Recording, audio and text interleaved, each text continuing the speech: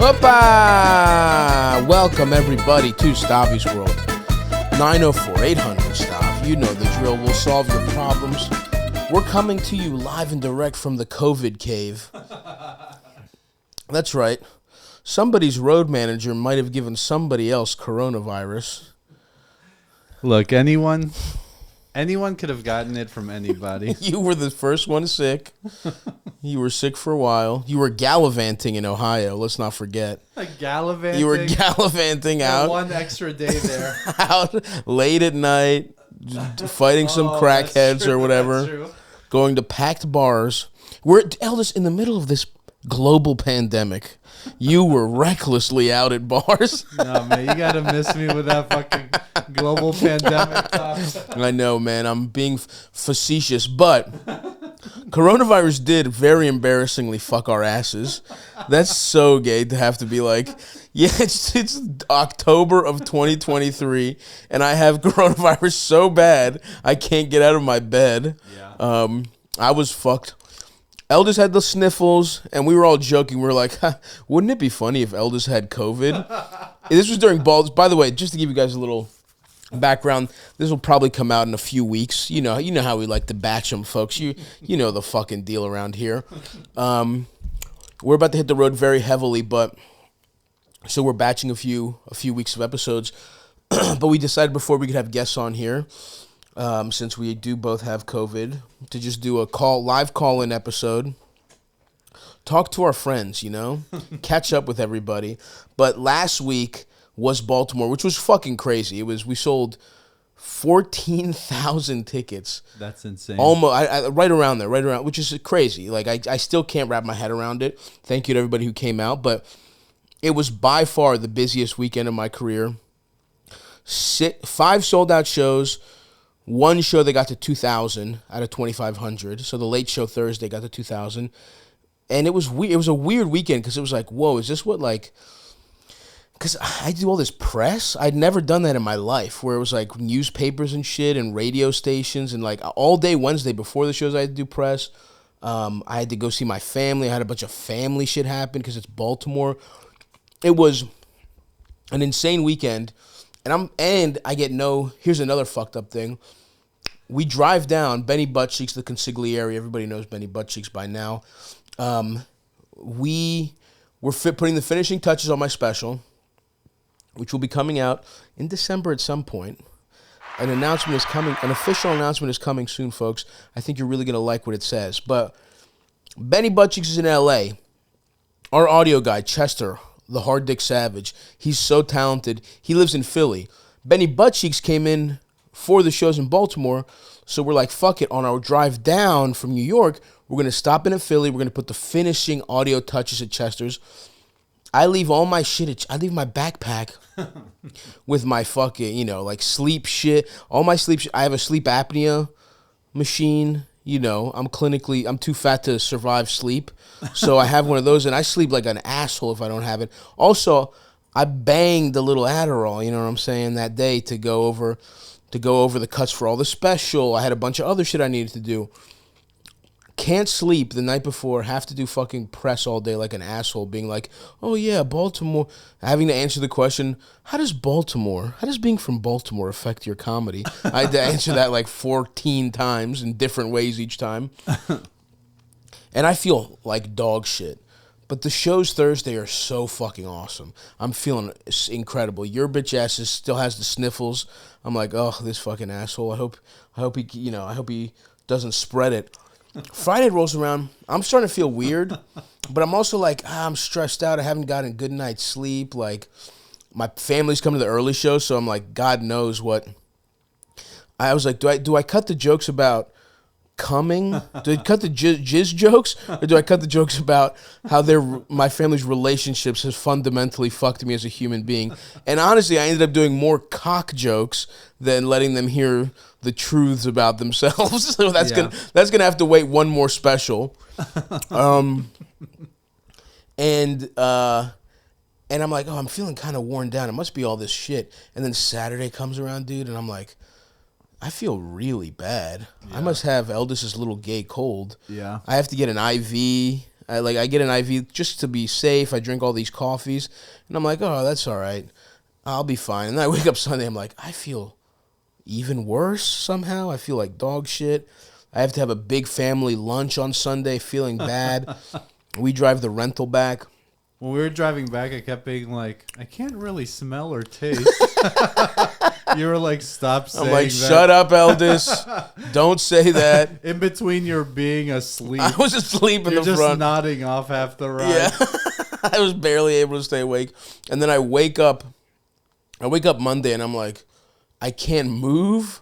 I can't breathe. Like I'm gonna like what the fuck's going on? And I'm like, and I happen to have an old COVID test laying around, and I'm like, no, that's crazy. What is this, March 2020?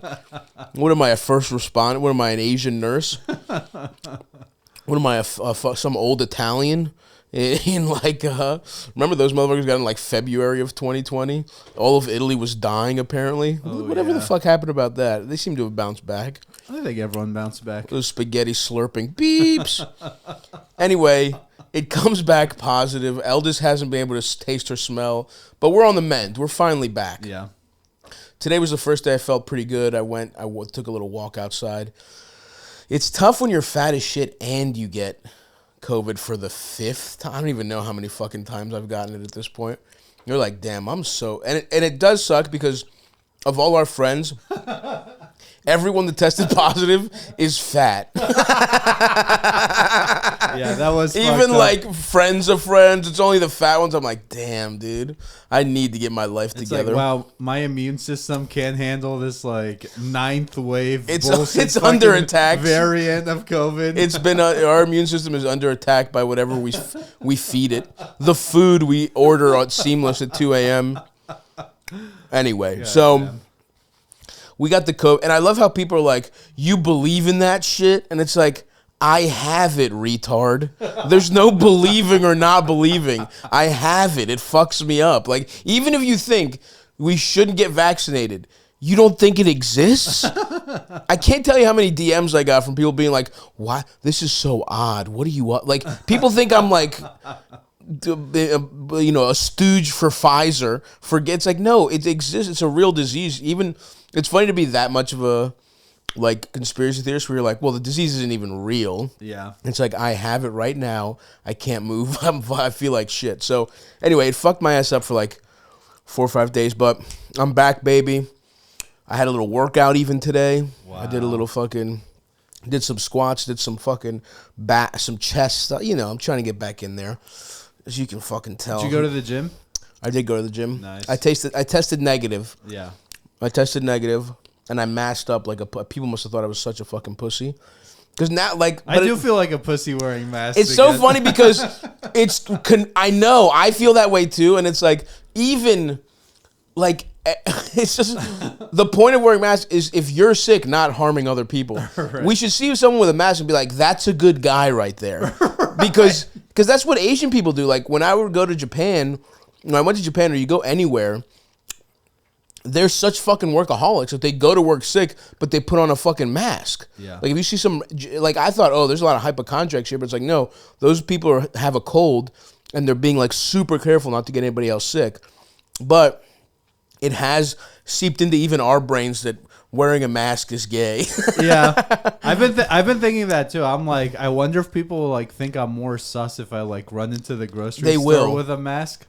They'll just think you're a bitch. Yeah, I feel like it's more like, look at this fucking. But you're pussy. Being a good guy. It's not like I don't get the sense that anyone's like, oh no, does this guy have COVID? No. They're like, listen to this fucking this limp wristed lib. Yeah.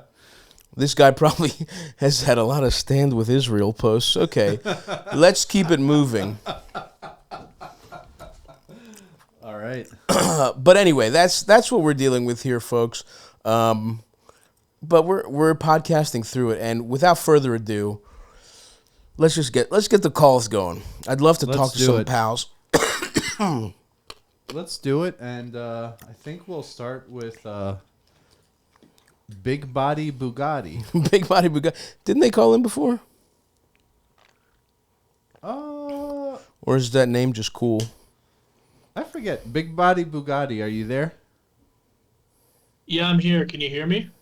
Yeah, what's up, brother? You sound like a guy who's got a big body Bugatti. I appreciate that. I was inspired by Action Bronson's cousin. Yes, big body Bez. And you Yeah, big body decided, best. are you a fat man? Are you big bodied for sure? Oh yeah, I'm 6'6", 375. Wow, a member of the Fat Body Gentle Voice Club with our friend Eldis. Giant man, gentle voice. Yeah, he sounds similarly masculine to me. Hell yeah, dude. All right. What can we help you with, Mr. Big Body? Yeah, so I can just give you the spiel. So I am a first-generation American. My parents are immigrants, so obviously a lot of immigrant guilt, especially with education. I got a degree, graduated in 2019. I got a degree in economics. I work a job in finance, and I do pretty well for myself. But I really would just love to like get into some creative field, maybe go to film school, stuff like that. And the reason I didn't go to film school in undergrad is because my mom basically said no, which I guess is a valid point. But now, 4 years later, doing well, I found a really cool program at NYU where I can get like a film degree as well as get an MBA just to kind of get my mom off my back. Interesting. For like getting a master's degree. But the issue is I'd have to move to New York 3 years full time, so I can't work, and then it's going to be a couple $100,000 in debt. So it's kind of a pickle. Okay. First of all, let's. What are you like? Are you Eastern European? Lebanese. Lebanese. Okay, nice. Gotcha. Okay. All right. So some Mediterranean type shit. And both your parents are Lebanese? Yeah. Gotcha. And your mom is the one who won't allow it, not your dad? What's your dad's view on the whole thing? My dad's dead. Oh, nice. Damn. Yeah. R.I.P. No, it's all right. It's all right. What happened? Didn't have Did really something good bad? relationship with him anyway, so you he didn't? died a couple years ago. Oh, okay. Gotcha. Yes, that's why I love your comedy. I love your shtick, just because you have such a such a, like. Did you put out? Did your dad get car bombed in Lebanon? You put out a hit. Did you put out some feelers to Hamas to take him out? No comment.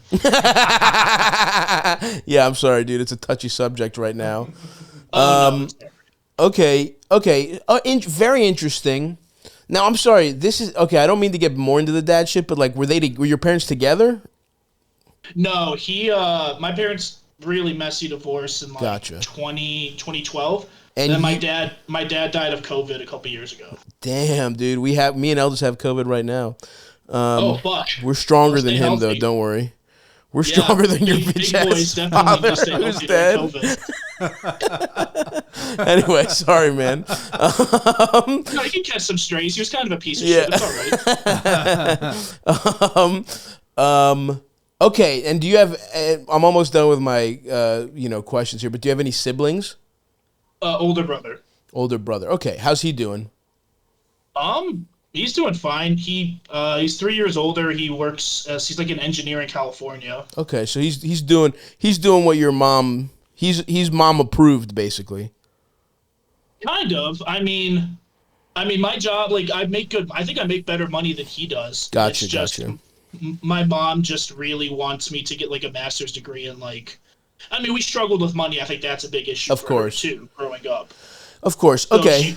Yeah. The only reason I ask is that because if your mom if you're like an only child and your dad was dead and she basically only had like you, it kind of really heightens things. You know what I mean? Like if and on the flip side, if you were like the third kid and you had a brother and sister and they were both fucking doctors or whatever, I would basically be like, whatever, fuck your mom. She's good. You're in kind of a nothing really qualifies or disqualifies you here. So like, brother's doing pretty good, but not great. She still has,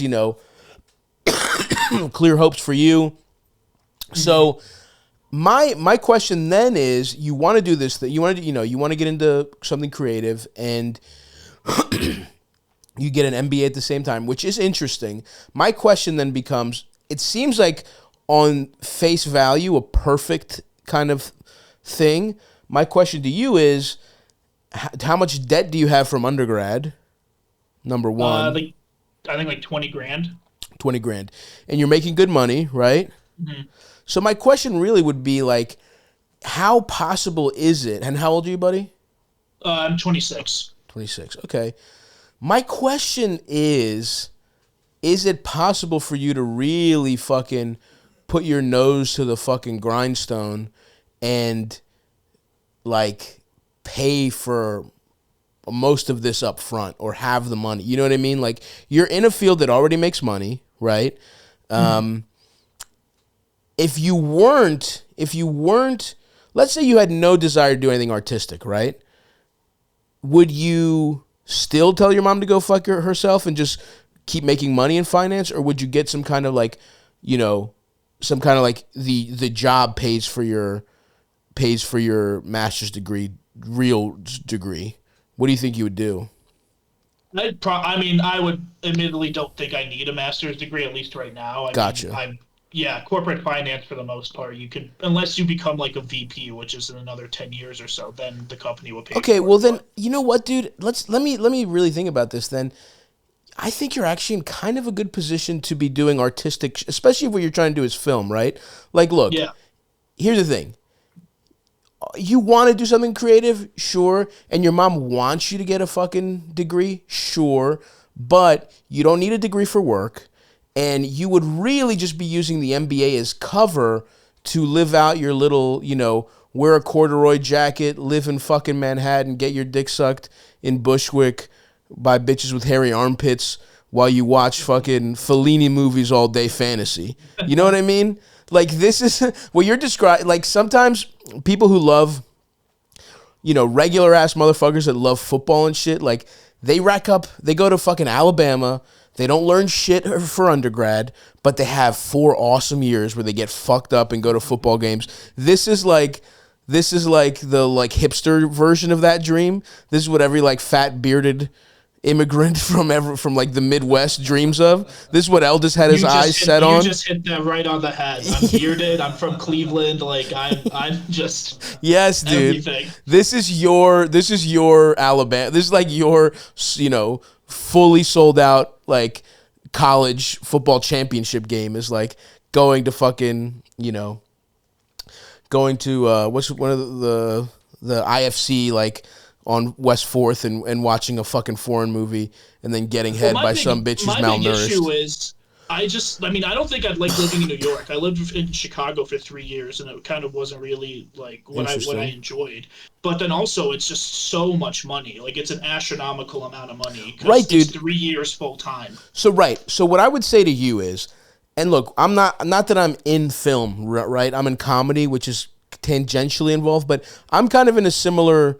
Now, obviously, stand-up comedy, transitioning to, like, movies and TV and stuff, it's a little easier than there's a little clearer thing than finance, but I am somebody who is trying to kind of give myself that education as I go. I have opportunities in films, you know, for film stuff. I'm at a point where people are kind of, like, asking me, do you have any ideas? Is there stuff you want to do? And I've always wanted to do that stuff. I, like you, have a fantasy where I go to film school and I just fucking wear a little dad cap and I fucking watch 5 movies and take notes and read about movies and shots all day. But, you know, you're younger than me, but the reality is that's kind of a waste of time. And you're in a position where you seem to, I don't know that you love your job, but you're doing pretty well at it, right? Like, and I can tell you, dude, now is the time where it is the easiest in the world to just be a filmmaker. We are not in a time where it is necessary to go to film school. I would honestly tell you, dude, keep working as much as you can, stack as much money as you can. Because here's the other thing. You become a guy who's got $50K to burn on a short film. Now you can actually work with When I was broke, dude, I would work with people that just could finance my ideas or wanted to work with them. Like, the other thing to think about is, like, artistic pursuits, people need fucking money. You could kind of back your way into filmmaking by producing your own shit with money you make at your dog shit office job, right? Like, I would kind of give yourself the education. You don't need to go to fucking film school, dude. And if you really want to, you could take some fucking class. You can audit a class at your local university and take some film classes that way. Like, you are not, I promise you, I know film school motherfuckers, they are not any better off than a guy with a fucking camera, truly. And so I really think, dude, since you don't need a fucking degree either way, right? Like you would be getting that to sort of live out your fantasy while appeasing your mother, but the downside would be all that debt. Fuck that, dude. I'm telling you, you do not want that debt. You can watch movies on your fucking spare time, and you're still young, right? Like when I was in my 20s, I had day jobs and I was working on comedy all my spare time, right? Like you might need to just adopt that for a while instead of going to grad school. You will be better off essentially giving yourself a grad school education by and having the busiest couple years of your life just working on your film stuff and like whatever that means, whether that means like shooting, little shorts or literally watching movies or auditing classes, whatever, going to fucking community college and learning how to fucking use Adobe. Like you are so much better off doing that than wasting your 3 years. That's 3 years of your fucking life, bro. You're 26 now. By the time you get your shit together, the fastest you could do that is what? Next spring, and by the time you're done, 30, yeah. By the time you're done, you're 30. Fuck that. You don't need that, dude. So that's a really interesting perspective. Yeah, it's something that I've thought about where I don't like need the degree because you see so many like Talk to Me was just these like Australian YouTubers who made a movie. Like, yeah, dude. It's so much more like accessible now, but it's just so hard to even feel like to get like your foot in the door, like to see any type of success where like you're basically paying for the alumni network. Yeah, for sure. But I'll be honest with you, dude. That shit is like, you are, but you can, like, that also is if you're already connected. I know tons of people went to fucking NYU, and yeah, there's always a handful of people that are fast track. You said NYU, right? Yeah, that's the program that I could find with the MBA and film school. Yeah. But and honestly, yes, just going to film school now just seems like I would even do the MBA because if I did this program and then ended up back in a job where I was using like the business degree, I'd be so fucking depressed. Yeah, dude. This way, because I had immigrant parents too. They wanted me to have a real job too. I had real jobs while I figured my shit out, while I got good at comedy. And I'm not gonna lie to you, it was a long process, right? Like I started comedy at 19. I'm 35. I'm 34, and I started making money when I was like 29. You know what I mean? Like and that was just get by money, and I started making real money at like 31, something like that. So something like that. Anyway, but like that's how long it takes, dude. And it is going to take a while, but I also think you're just better off, and you're not. Now, if the program was cheaper, I'd say maybe do it for a year, who knows, whatever. But like, it's really not worth it. You just have to get better at it, and like, you can't be worried about success yet when you haven't done shit. You know what I mean? It's like you're worried about like thinking about the alumni network and all that shit. Think about making a good 1-minute movie first. You know what I mean? That's and if you approach it that way, you can just learn and have fun with it, and it can be a hobby until you're ready for it to be your job. And then when it's your job, you'll actually hate it, is how it happens. It's the best thing in the world. It's your escape. And then once you start relying on it, you would rather kill yourself than do it. But anyway, dude, I think that's going to be our advice there, little buddy.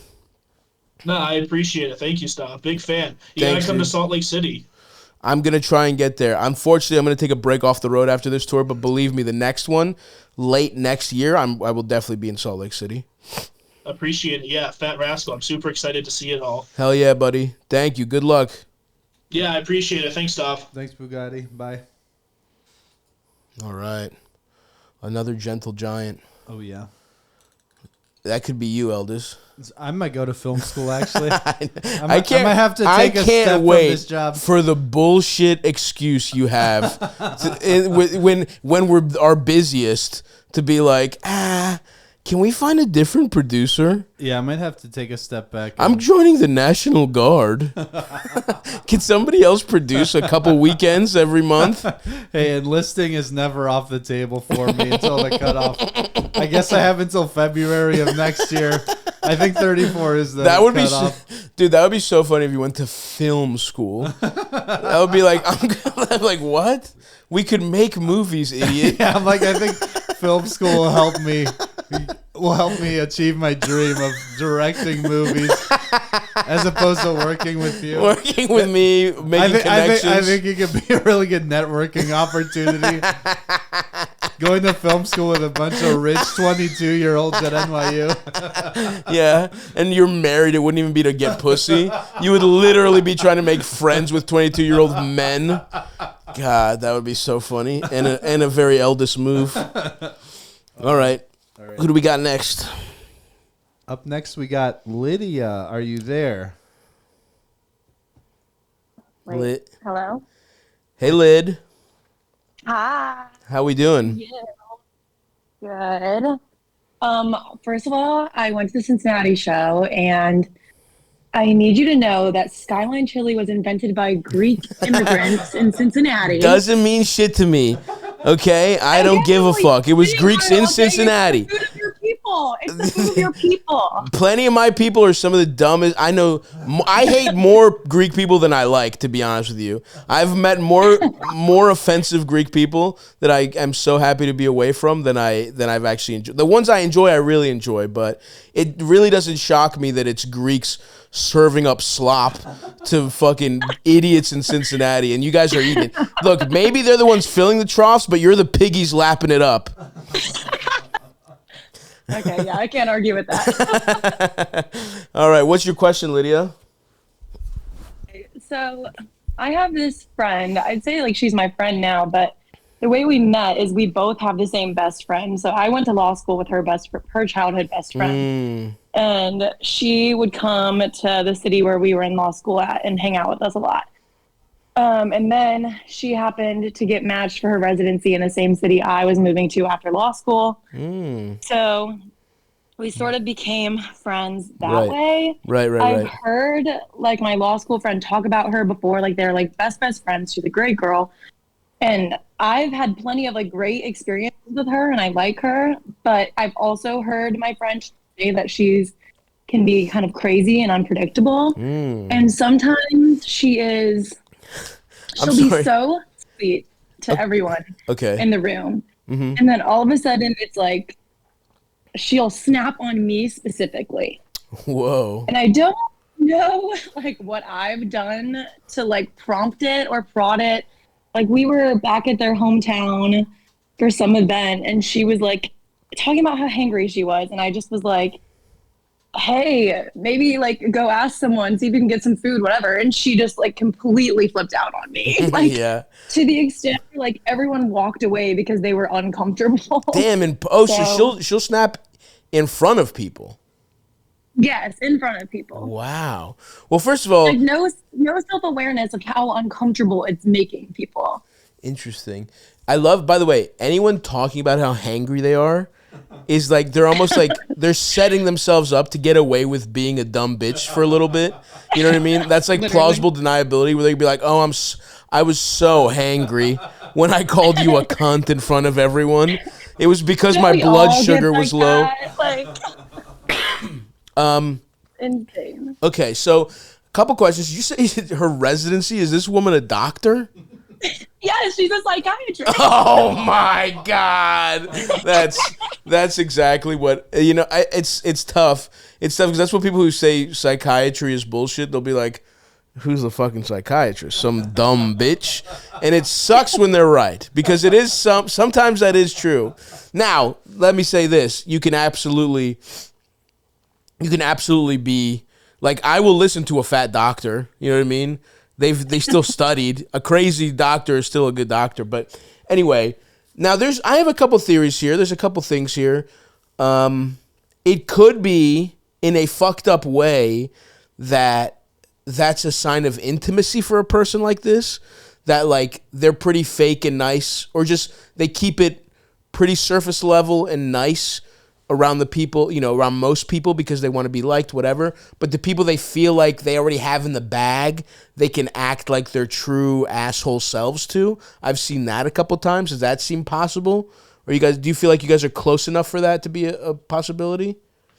I think maybe. I mean, we're going on like knowing each other for 2 years, and like, okay. I mean, since we both moved here in like August, and since then we've been spending pretty much like all weekends with like this friend group that we have. So I mean, we've been spending a ton of time together, so I think that maybe could be it. And like, my friend has spoken about her being crazy Right. before. This So being like, an I'm attribute sure of she's hers. also towed out of line to my friend, but like, my friend is much more intimidating than I am. And she's very like, Right. she's not ever afraid to hand it back. Right. And so then, but I'm like so uncomfortable by the conflict. And it's like, I don't know you well enough to like yell at you back. Of course. And also, we're grown women. Like, Of I'm not going to course. yell at a 27-year-old woman to Of be like, course.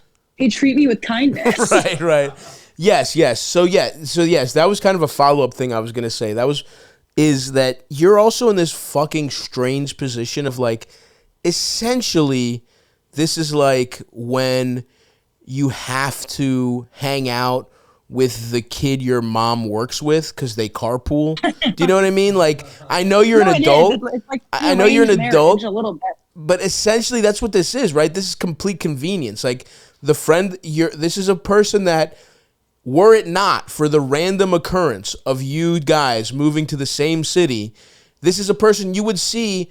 The next time you'd see her is probably at your friend's bachelorette party, right? Like, this is not a person that necessarily, you know, would be in your life in any other context except for kind of two completely random occurrences.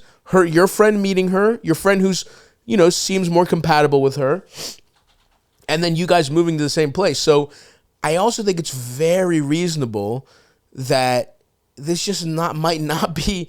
You're right. You know who the fuck you are, right? You don't need to be changing or working on yourself to fit in better with basically a super acquaintance is what this woman is. It's like the strongest possible acquaintance. And I don't know. I mean, like, if it's too much, now I personally have no time for a friend of a friend who's even slightly annoying. As Eldis very well knows, when he's brought some real duds around me, and I've been like, what the fuck, man? You gotta tell me if that guy's coming. I wouldn't have come. He's annoying, right? Like, if I was in your position, I would be like, I don't think I'd hang out with her necessarily, or I would at least, or if there's other qualities about her you like, it's basically like, is it worth the conversation you would have with a really good friend? And it's probably not worth completely phasing her out because you guys do have this mutual friend, but is there some kind of natural middle ground where it's like, you know, you see her, you don't got to see her every fucking weekend, right? Like once a month, you know what I mean? Like, can you drop her down on the depth chart a little bit so she starts feeling less familiar with you? If you don't want to tell her to go fuck off, you know? Yeah, I mean, it's made harder by the fact that we literally live in the same building. So Oh, wow. we're like around each other all the time. That's like, fucking hilarious. well, and there's like also a wrinkle of, I'm going to sound like the villain, but I last year, I like started fucking with her little brother. Ah, interesting. But she was like, you have my permission, but like, just don't tell me anything because I don't want to know because I don't want it to change the way I see either of you. Interesting. And so like, she was majorly kept in the dark about it all. I mean, he ended up going crazy. I like told him like we ended things. Then he couldn't take a hint. So then I had to like block him. So like she doesn't know any of that, but I think she like picked up enough that it was like a negative ending. Yeah, but sure. I was given permission, you know. Yeah, I mean, by the way, you're out of control here. Like, how many like weird little spider webs do you have to weave together? Do you have to become best friends or fuck everyone you've ever met? I don't do dating apps. I just exclusively date people that are like 2 degrees of separation. It's so away from funny me. to like date this girl who's already a kind of a random. You've made her like a central part of your life, who's just a random girl who's friends with your friend, and then you're like, let's keep the streak alive. Let's fuck her brother. Let's see how this goes. Okay, well that's certainly enough. You know, you need, here's a little lesson for you, is you need a little, like, this is like, diversify your portfolio in life. You got you got all your money in one stock right now, basically. You really need a little. So look, I do think you're probably a little stuck here in terms of you're going to have to. Now, look, you're not going to have to. You don't have to have like some kind of real sit down with her, but you could be like, hey, this ain't really my thing. You know, like at the end of the day, she's a psychiatrist. She'd be like, I don't really appreciate the way you do that. That made me feel, that was pretty fucked up. Or just like, look, I don't really communicate that way. It doesn't make me feel comfortable.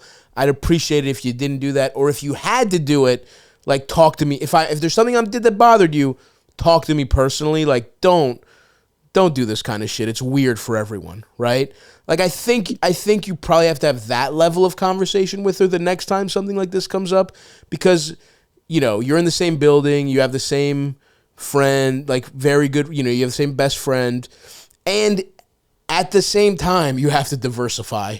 Like, no, don't befriend anyone in this building, don't fuck anyone, don't fuck anybody's relative that lives in that building.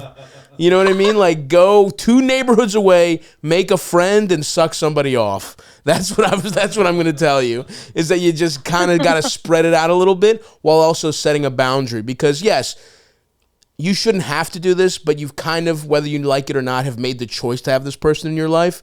And it's not it's also an opportunity for a little bit of growth here, right? I'm not saying upend your whole life for this woman, but there's going to be people that are kind of fucking annoying in your life, and it's better to have that conversation than not have it. So it's a good opportunity for you, I think. Just be like, hey, can you chill out with that kind of shit, while also taking this moment to realize too much of your life is in kind of one like, you know, cell of the spreadsheet. Yeah, it definitely is. Okay, well, yeah, I think that's a good approach. I mean, my thought process anytime she does it is just either to like be shocked and go completely mute, or like turn around and be a colossal cunt to her. And right. I know obviously like me being a cunt is only gonna like, yes, then it'll just be like a major bitch fest, which also isn't helpful to anyone else involved. So totally. And look, yeah, neither of those is good. You're good. Like, this is gonna come up more in your life. And yes, what you just described is kind of the extremes. And they're like, even though they are extreme, they actually are the easiest thing to do, right? Like, ignore something until you're so fed up that you kind of explode. Neither one of those is constructive. And I know this because I have this problem too, and it's something I've worked on. And believe me, when I started, when something annoyed me, just saying it or standing up for myself when somebody mistreated me, my life has gotten like 100 times better. And here's the thing, sometimes some people are not going to respect the shit you say, and guess what, you've given them a chance, but then you can cut them out of your life guilt-free. And so I think it is, you know, in a perfect world, your friends should never make you feel this way, but it's not a perfect world. You've kind of made this decision, and it is a little bit of a learning opportunity and growth opportunity for you, because you got to be somewhere in the middle between, you know, head in the sand and dumb bitch. You know what I mean? Like, you got to be just a reasonable person, even when people make it hard. But good luck. We believe in you. Oh, thank you. Making you friend and fucking you person. Completely normal. Glad the Ravens could win for you today. They did. We're running high on victory tonight. Okay. Well, thank you so much. All right, Lydia. Good luck. That's pretty funny. Yeah. Up next, we got Soul. Soul, are you there? Yeah. You can call me Jeremy. Jeremy? Yeah. Jeremy. Oh, I heard Kirby. That'd be fucking cool. But what's up, Jay? That would be very cool. What's up, Jeremy? I'm doing good. I'm in Italy right now, so it's like almost midnight. But I'm doing pretty good. How are you guys? You sucking on some linguine? A lot more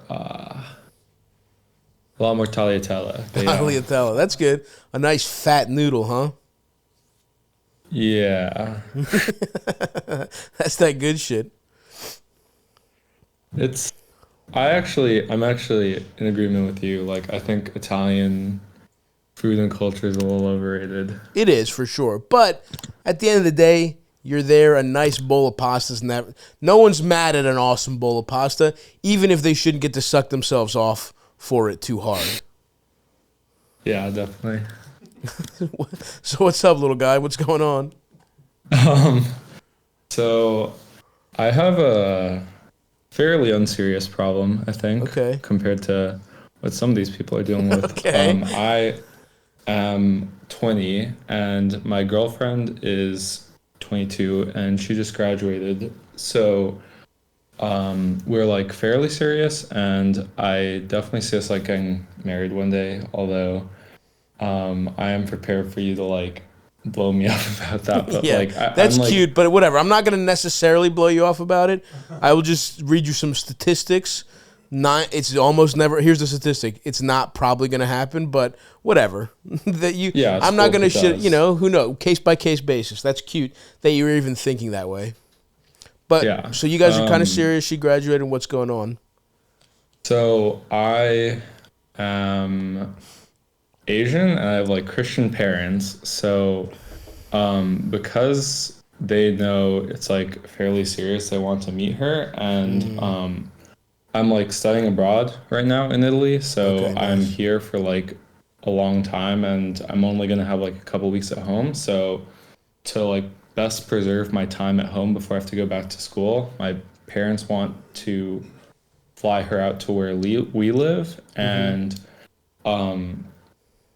obviously like I want it to go like as smoothly as possible. I want them to like her and so my parents are offering to have her either stay at our house or at a hotel and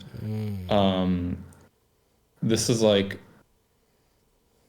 I so my basically my mom was saying like it might be awkward for her to stay at our house, but my line of reasoning is that because if she were at a hotel, I think we would probably not end up spending that much time in my house. And the whole point is for my family to get to know her. I feel like I should have her stay at the house. How But it would fucking also little be is your a house, lot. motherfucker? What kind of house What are we was that? talking? Is it a? It's not that big. Like she would be staying in my room and I would be sleeping in the living room because Right. yeah. So it Leave a would be little room nice for the to Holy Ghost. yeah. I'll have to wait for them to fall asleep. But it would be Yeah. nice to have like the privacy of the hotel. Sure. And I guess I'm just curious, like, if it's worth like the risk, or if I should just play it safe and go for the hotel. The risk. You act like there's no choice but to try and fuck your girlfriend while your fucking mom snoozes. There isn't. This guy's in Italy. He's so pussy starved. You can hear it in his voice. He's just trying not to explode at every moment. That's why you're. Pretty That's why you're much. so calm and cool. It's like a Zen trance to not get horny. You have to talk slow. No, this is how I talk. I'm from California. This is how I talk all the time. Yeah. Yeah. Okay. So now look, dude. I think. I mean, if how long is she gonna stay? Do you think? I think it's like 5 days, something like that. And do you think your parents are trying to set you up here? Is this a trap? Like, do they No, want you to pick one or the other? No, I think they're like genuinely they just would like they think I'll like sleep poorly on the couch and etc. Like my parents are I have a pretty good relationship with them. I don't think they would try to trap me and stuff. Okay. All right. That's good. That's cute. I just never know. I hear Christian parents and I think like everything's a test, you know? But they're just Don't you think on some level they like know or expect you want to fuck anyway, and that's why they're like offering up a hotel too? I don't think so. Sometimes I've wondered that because I lived with her over the summer. Like we lived in the same apartment like together, and I made this decision like without their permission. They got kind of mad about it, but there's nothing they can do about it ultimately. Yeah, and also you guys met at And- college. Like, come on, what are they? They're not. You didn't go to exactly. Christian college, did you? Where'd you go to school? No, I go to like a very not religious like. Gotcha. So your parents are religious, but they're not like fundamentalist motherfuckers. They're just Yeah, they're not sending me to like Liberty or something. Gotcha. But some of their friends' kids went to Liberty. Ah, interesting. So you have like the most lib, like of those type of parents, basically. You have the most open of the like Liberty school, you know, of like the Fox News Christian type of parents. Yeah, thankfully they don't keep the news on, so I've never seen Fox News in my house, but okay, that's good. I think my dad's pretty tapped into that more or less. Yeah. All right, dude. So then I would say just take the hotel, but it is then you have to take the initiative to make sure she hangs out with your parents, right? Like you can't just be like, all right, cool, you know, she's here, I'm gonna go help her unpack for 5 hours. You have to like you have to make sure she hangs out. You have to have activities planned, like sorry. So yeah, dude, I mean take the fucking hotel. It's also literally will be better. Like you'll be sleeping in a fucking bed. She won't have 5 days is a lot of time. Yeah. She'll want some time to herself anyway. Take it, dude. Take that. That's kind of a nice opportunity. I would say take it. And you can use the thing of like, I'd really rather not sleep on the couch. Like make it about you so it doesn't even sound like your girlfriend. But she would probably enjoy not having to fucking spend every night there, you know. But still, treat it as if she's staying there. But like she should still be over. You still like get it, you know. You don't have to have every breakfast with your parents, but you should have a lot, you know. You should hang out with them a lot because that's the whole point of this thing. And they're flying her out. And I'm not trying to shatter your thing. I'm continuing your reality of you guys are going to get married. So you want to make this good for a good experience for them and for her. Yeah. If that's your only dilemma here, you feel good about everything else about it though. You think they'll like her? They'll get along with her, all that kind of stuff. They've met her before, but like for like a meal at a time, and she's kind of quiet, like especially around new people. So they feel like they don't know anything about her because she's been like really quiet around them. So I think that's like their main. I think if they had like a strong impression from her, that this would probably not be happening. But I think they want to like actually. How does she feel about it? How does she feel about what's essentially a weird job interview? Yeah, literally. I think she understands. Like she knows she's quiet. Yeah. I don't know. You're like, speak up. This is fucking annoying. I have to spend 5 days of my time off doing this bullshit. Would it kill you to fucking make small talk with my mom? Tell her you like her brooch? It's so funny. They'll like ask her a question and then she'll just like answer it. It's so funny. She just answers it, no follow-ups. That's it's literally like, oh, like what were you saying? Oh, blank. And then she just like smiles. Damn. So she's not you two don't seem like the most talkative bunch to me. Between you and her, if you're the talkative one, that's fucking hilarious. You're Mr. Outgoing in the relationship. Fuck. Yeah, dude. I mean, take the hotel and just, you know, this shit just kind of happen. You know, this is all part of life. The meeting your girlfriend thing. She gets it. Flying her out is kind of fucking crazy because it's like, I don't know. I guess it's so you guys can see each other, right? Is your girlfriend visiting you in Italy at all? No, it was like not feasible with like some logistics. Gotcha. That'd be just a nice excuse to get to Italy though, but whatever. Yeah. All right, man. Well, yeah, take the hotel and coach your girlfriend up with some fucking talking points. What are you studying abroad in Italy? I'm just here to like learn Italian. I don't have like none of the classes will count towards my major, but I have like Janets or whatever. Hell yeah, dude. Respect. Yeah. Just there to learn Italian. Like, it just like exists for kids to like slack off for 3.5 months and like go to other parts of Europe and go out all the time. It's kind of nice. I love it, dude. This is fun. This is like this. I'm getting old because talking to you feels like talking to like a 9-year-old, where I'm like, man, this kid is fucking stupid. He really doesn't know how life works. But it's so cute to watch you go through like the same shit I was thinking and worried about when I was 20. But enjoy it, man. Hey, man, when you and this girl get married, you'll be thinking about this and laughing someday. You'll both be looking back on this. Remember that weird Best Western my parents put you in that we had to fuck really quickly in when I went up to get you before we went to Waffle House for breakfast. Even hearing about his girlfriend is awesome. Like, just imagine like you're a parent talking to like I know 22-year-old so who funny. barely speaks. I know because I'm closer to the fucking parent age now, dude. Yeah. Where I'm like, I can see me trying to talk to a quiet 20-year-old. Like if I'm trying to make small talk with like a kid that my brother's training or whatever while I'm at the gym, I'm like, how do I do this?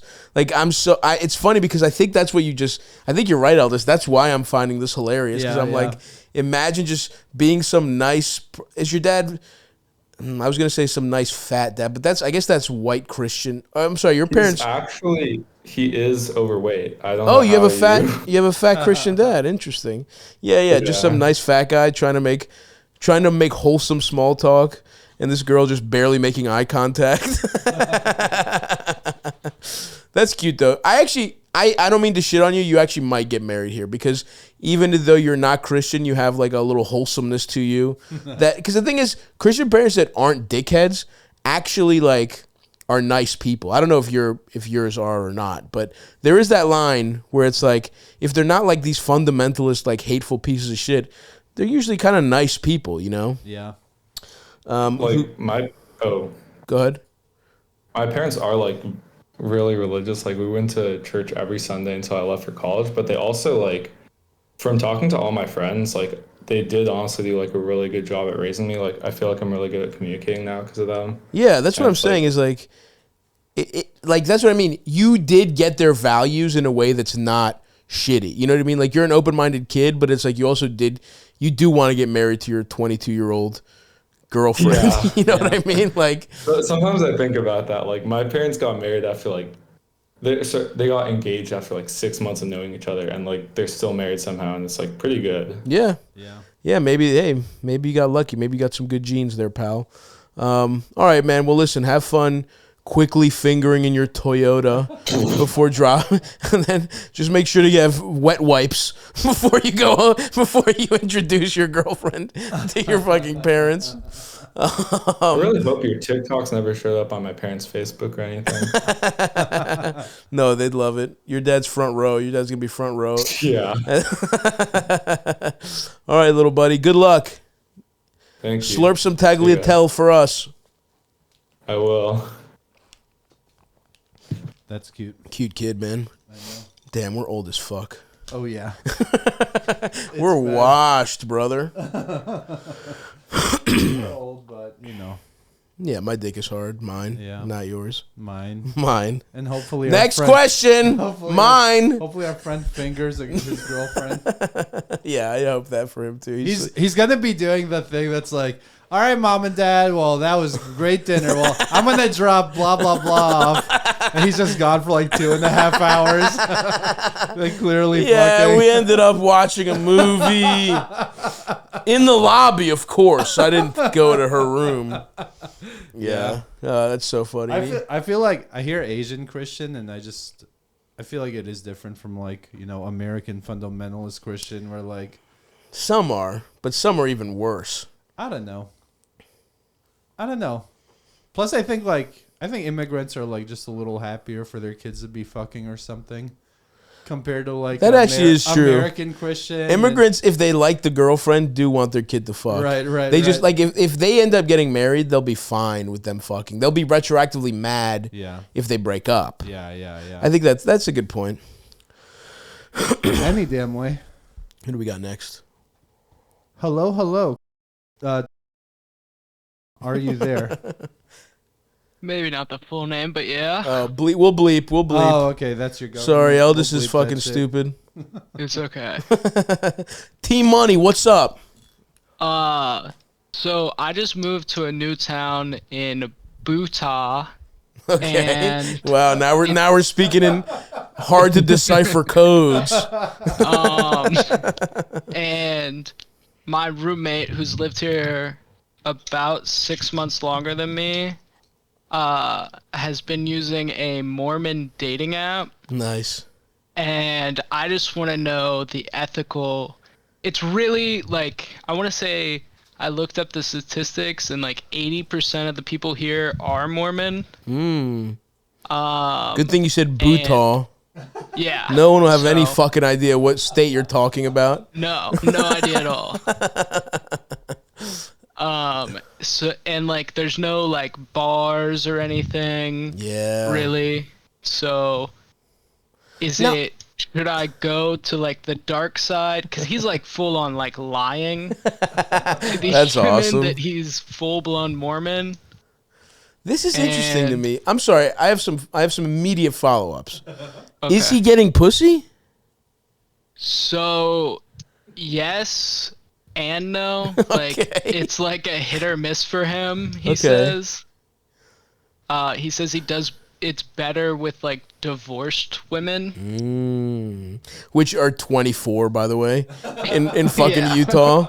It's like, yeah, because all these fucking idiots get married at 19 because they want to fuck so bad, and they're like, what have I done? I see. So divorced women will give up the pussy because it's already ruined in the eyes of God, but unmarried ones won't, basically. But he said he's had luck with like basically doing like other stuff with them. So They'll suck some dick. They'll suck some cram off a tailpipe. But they can't give up the pussy because God will get mad. I love that shit, dude. Religious girls who give better head than porn stars, who think God will call that one even. They know all the tricks of sucking dick. They know how to fucking, twirl nuts. They know. Yeah. They've learned all this shit. You think just getting fucked missionary is worse than that? Than like deep thing going. That's so funny. Or when the best ones are when they get fucked in the ass and they're like, yeah, this is fine. Yeah. This is a loop. God doesn't look this far. God won't look 1 inch lower than my pussy. That's a blind spot for God. It's my asshole. Okay, interesting. So you're so hard up that's the thing. It's one thing if you lied and it was an immediate bonanza of pussy, but you have to lie and then still deal with Mormon women. yeah, it's like he's dated some of these women for like months before like they not gave it up, but like Wow. and it's just like I don't know if I'm there to manipulate someone that much. For that long. One or two dates, you could probably keep the shtick up, but Yeah. this motherfucker's probably started reading scripture and shit. Like he's got to know shit about the religion, right? Like that's Yeah, he has like a whole mission story and everything, like where he went on a mission. That's crazy. This guy's diabolical, dude. Move before you start making up fake missions. That's So you fucking think the answer is wild. move? So this no, yeah, I mean yes, definitely.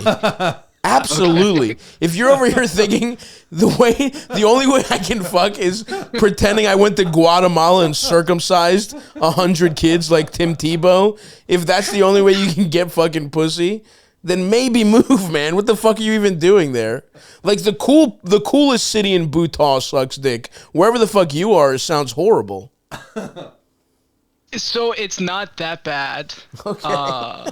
What are the other pros? Give me the pros. Skiing? So yeah, we work at a ski resort, and we get like free reign like whenever we want to ski Interesting.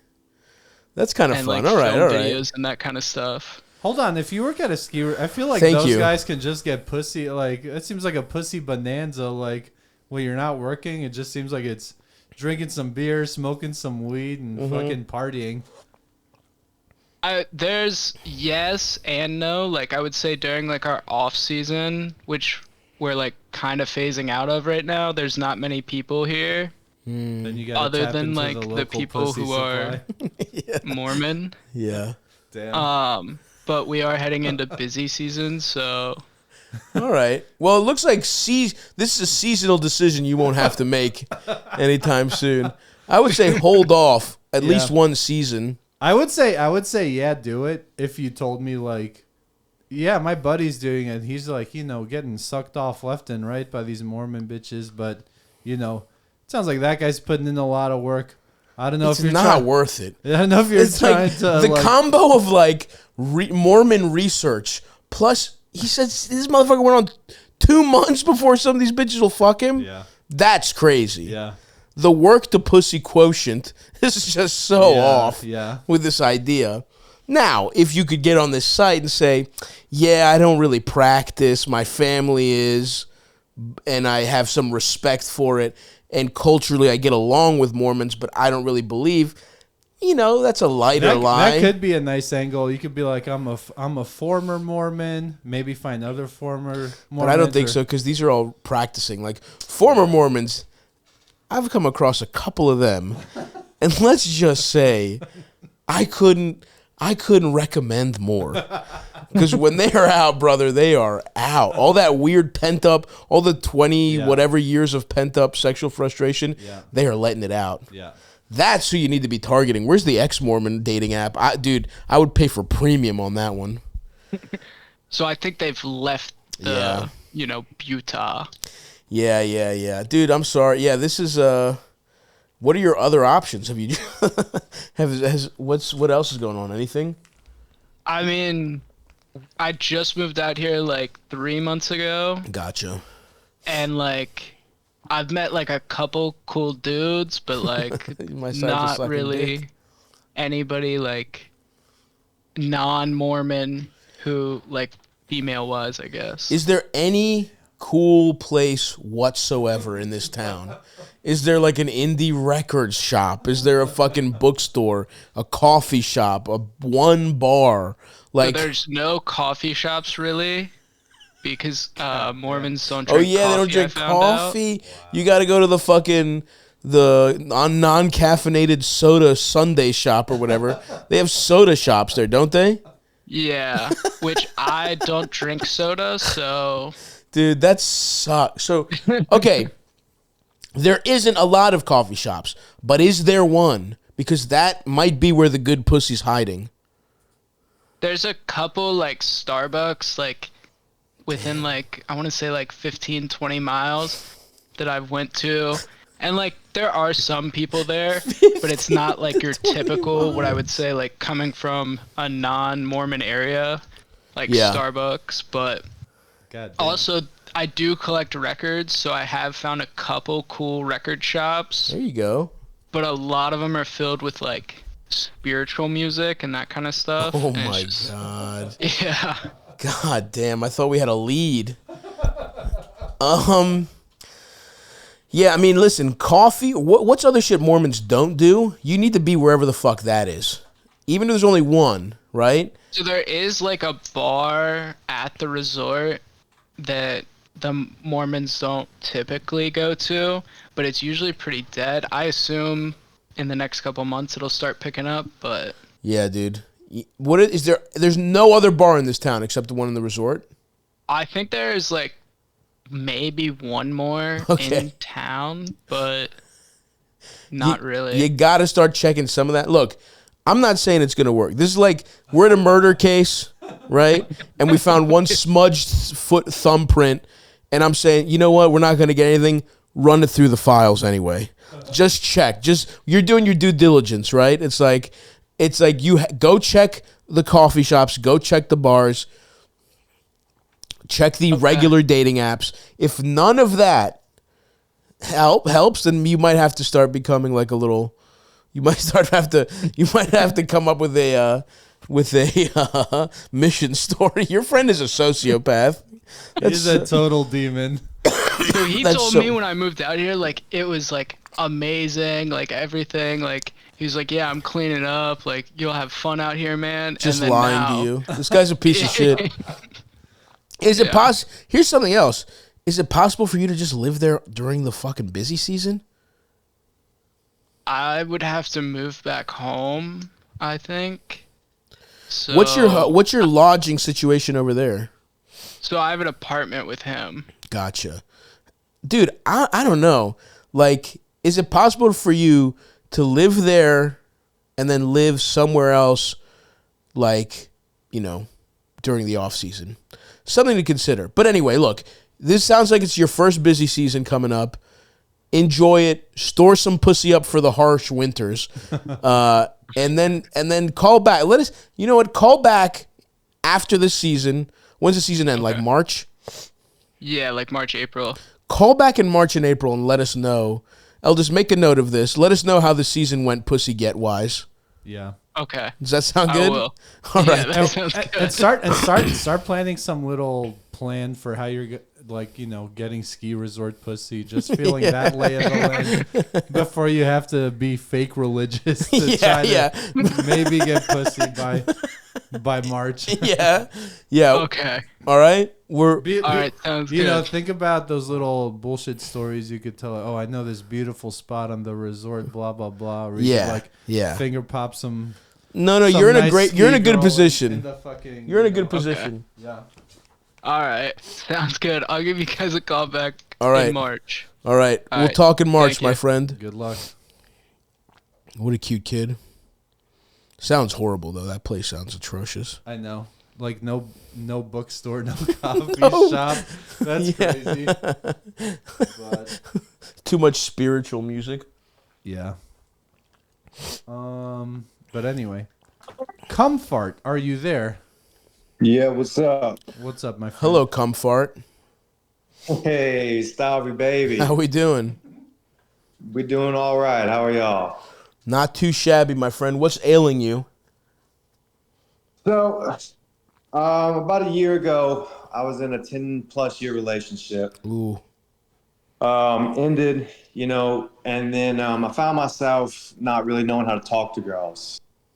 Yeah. So, went through a pretty big dry spell, and then finally I decided to just hop on a grenade that was warning me for the longest time, and I just didn't give any attention. So I did the thing, was super embarrassed about it, regretted it almost instantly, and didn't tell a soul about it. Then, fast forward over 9 months, and she contacts me with a picture of a baby. No, dude. And tells me that we need to talk, that she thinks I'm the father of this baby. No. First of all, I'm sorry. You were so hard up on pussy. You were like, all right, I'll just fuck this lady. I don't really want to. And you nutted inside her? That's the thing. I didn't nut in her. I You definitely didn't? pulled out. Pulled out, you fucking oh no, dude. But you didn't wear a condom?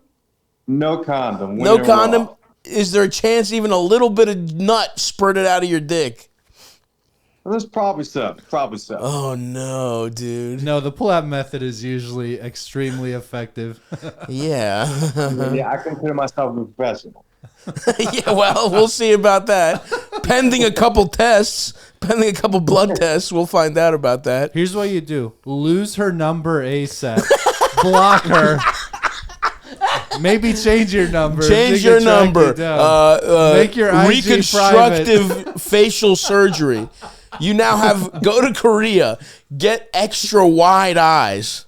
Okay, little button nose, big anime eyes, get hair plugs, much longer than your hair. Curly hair if you have straight hair if you have curly hair. Your name is now Juan Carlos. Okay, move to Colombia. Okay, anyway, sorry. Finish your question here, pal. So, at first, I was going to be compliant, and I was going to take the test. But then I called a place, and they wanted to quote me $500 plus tax. And ever since then, I've been non-responsive to her. You're a fucking idiot. First of all, you called the place. Call a lawyer, motherfucker. This is like, you got to figure this out. I mean, first of all, the price is no. What does it matter, dude? Here, let me see it. Let me put it to you this way. $500 will either buy you. You either spend $500 for the best news of your life, or your $500 in the hole is just the beginning and your life sucks dick now. I'm telling you, you're fine. Like, it's a coin flip. It's a very heavy coin to flip. But whether you do this or not, you have to find out if this is your fucking kid. Yeah, I definitely don't want a kid to go fatherless. I just can't picture myself being with this girl in any way. I don't even want to see her to drop off. I mean, this is a Greek tragedy. It's like the type of woman you don't even want to tell people you got head from. Now you have to now she tags you. Now you're tagged in all the pictures of your son. Does the kid kind of look like you? No, but I mean, it's just born, so it could look like or not look like anybody. It's also insane of her to bring this up now. Like, you did get fucked here one way or another. I got a sneaking suspicion of the kind of conversation you might have wanted to have if you had known about this, let's say 7 months sooner. You would have been pushing for certain moves to be made. But okay, dude. So yeah, I mean, this is a tough one because it's, like I said, either you're good or you're fucked, and you got to be prepared for either one, my friend. Yeah, honestly, I'm just dreading it.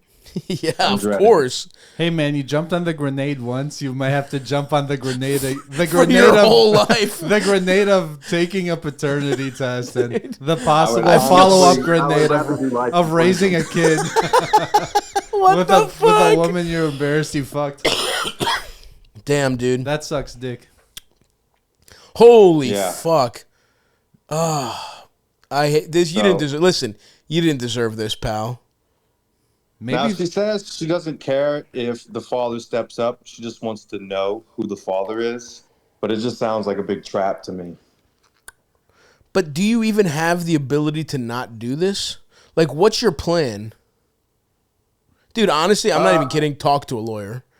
Like, they would know better. They would know better about what your obligation is. Huh? I didn't consider a lawyer or legal actions or anything like that, but I just think it's worth talking to somebody who knows the legalities of these things. Yeah. I mean, but look, you're gonna rate. You're like, I assume you're gonna help out one way or the other. Like, I know it sucks, but it's like, if that's your kid, one of the worst returns on investment of a nut of all time is this. Like, you thought you were like, all right, I'm gonna clear the pipes. I need to start getting a little pussy, and then it doesn't matter from who. I just need to get back in the game. I'm still heartbroken. I'm too awkward to talk to anybody I'm attracted to. This person has been after me for a while. What's the worst that could happen? And this is literally possibly it. Oh, fuck, dude. Yeah, I really struck out with this one. Hey, listen, whatever. And here's the other thing. All right, you got to figure this out. Either take the test, talk to a lawyer, whatever. And then if it's not your kid, you've been granted a second lease on life. Don't take it for granted. And if it is your kid, what do you think happens then? What's your move? I'm definitely going to be in his life. Hopefully I could fight for full custody. Oh, wow. That would be my goal, to get full custody of the kid and, rarely have to deal with her. Damn. How ugly is this fucking woman? This man would rather be a single father than have to take a fucking Easter pick. Look, I'm 27, and I've had a friend since I've been 6 years old, sort of like you and Eldis, and I refuse to even tell him about it. Oh, my God, dude. Okay. Well, listen, if that's your goal, definitely talk to a lawyer, because then maybe the fact that she hid this from you, like, until right now, maybe that factors in. Go do that. Go talk to somebody who knows about paternity stuff. If this is what you want to do, I can't tell. I honestly at this point we're over my expertise. I would say talk to a lawyer, and good luck and God bless, my friend. Yeah. You're in a tough one. It feels like either way you should and you want to do that paternity test. So yeah, I feel like that won't hurt no matter what. Well, I would say talk to the lawyer first. Really? just in general, just to know what the order of things should be. Like, you know what I mean? Like, if his goal is like I want full custody, then who knows what keeping a lines of communication opens means in the legal. I don't know. I don't know anything. But good luck. Even if you don't want us to tell anyone, you gotta let us know what happened. Yeah. Even if it's just for me and Eldis. We need to know if this is your kid or not. I'll definitely follow back up with y'all. You gotta follow back up. And good listen, luck. You'll make a great father. Fart. Yeah. Thank you.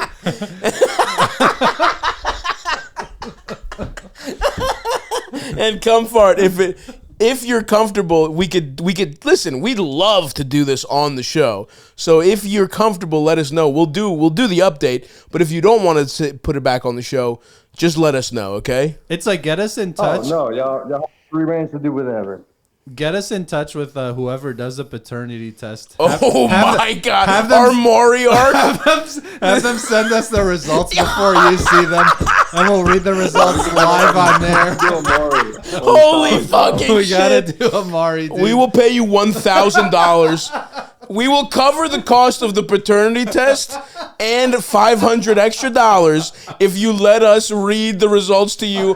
And you have to not know what they are, and you have to be on camera. Those are our stipulations.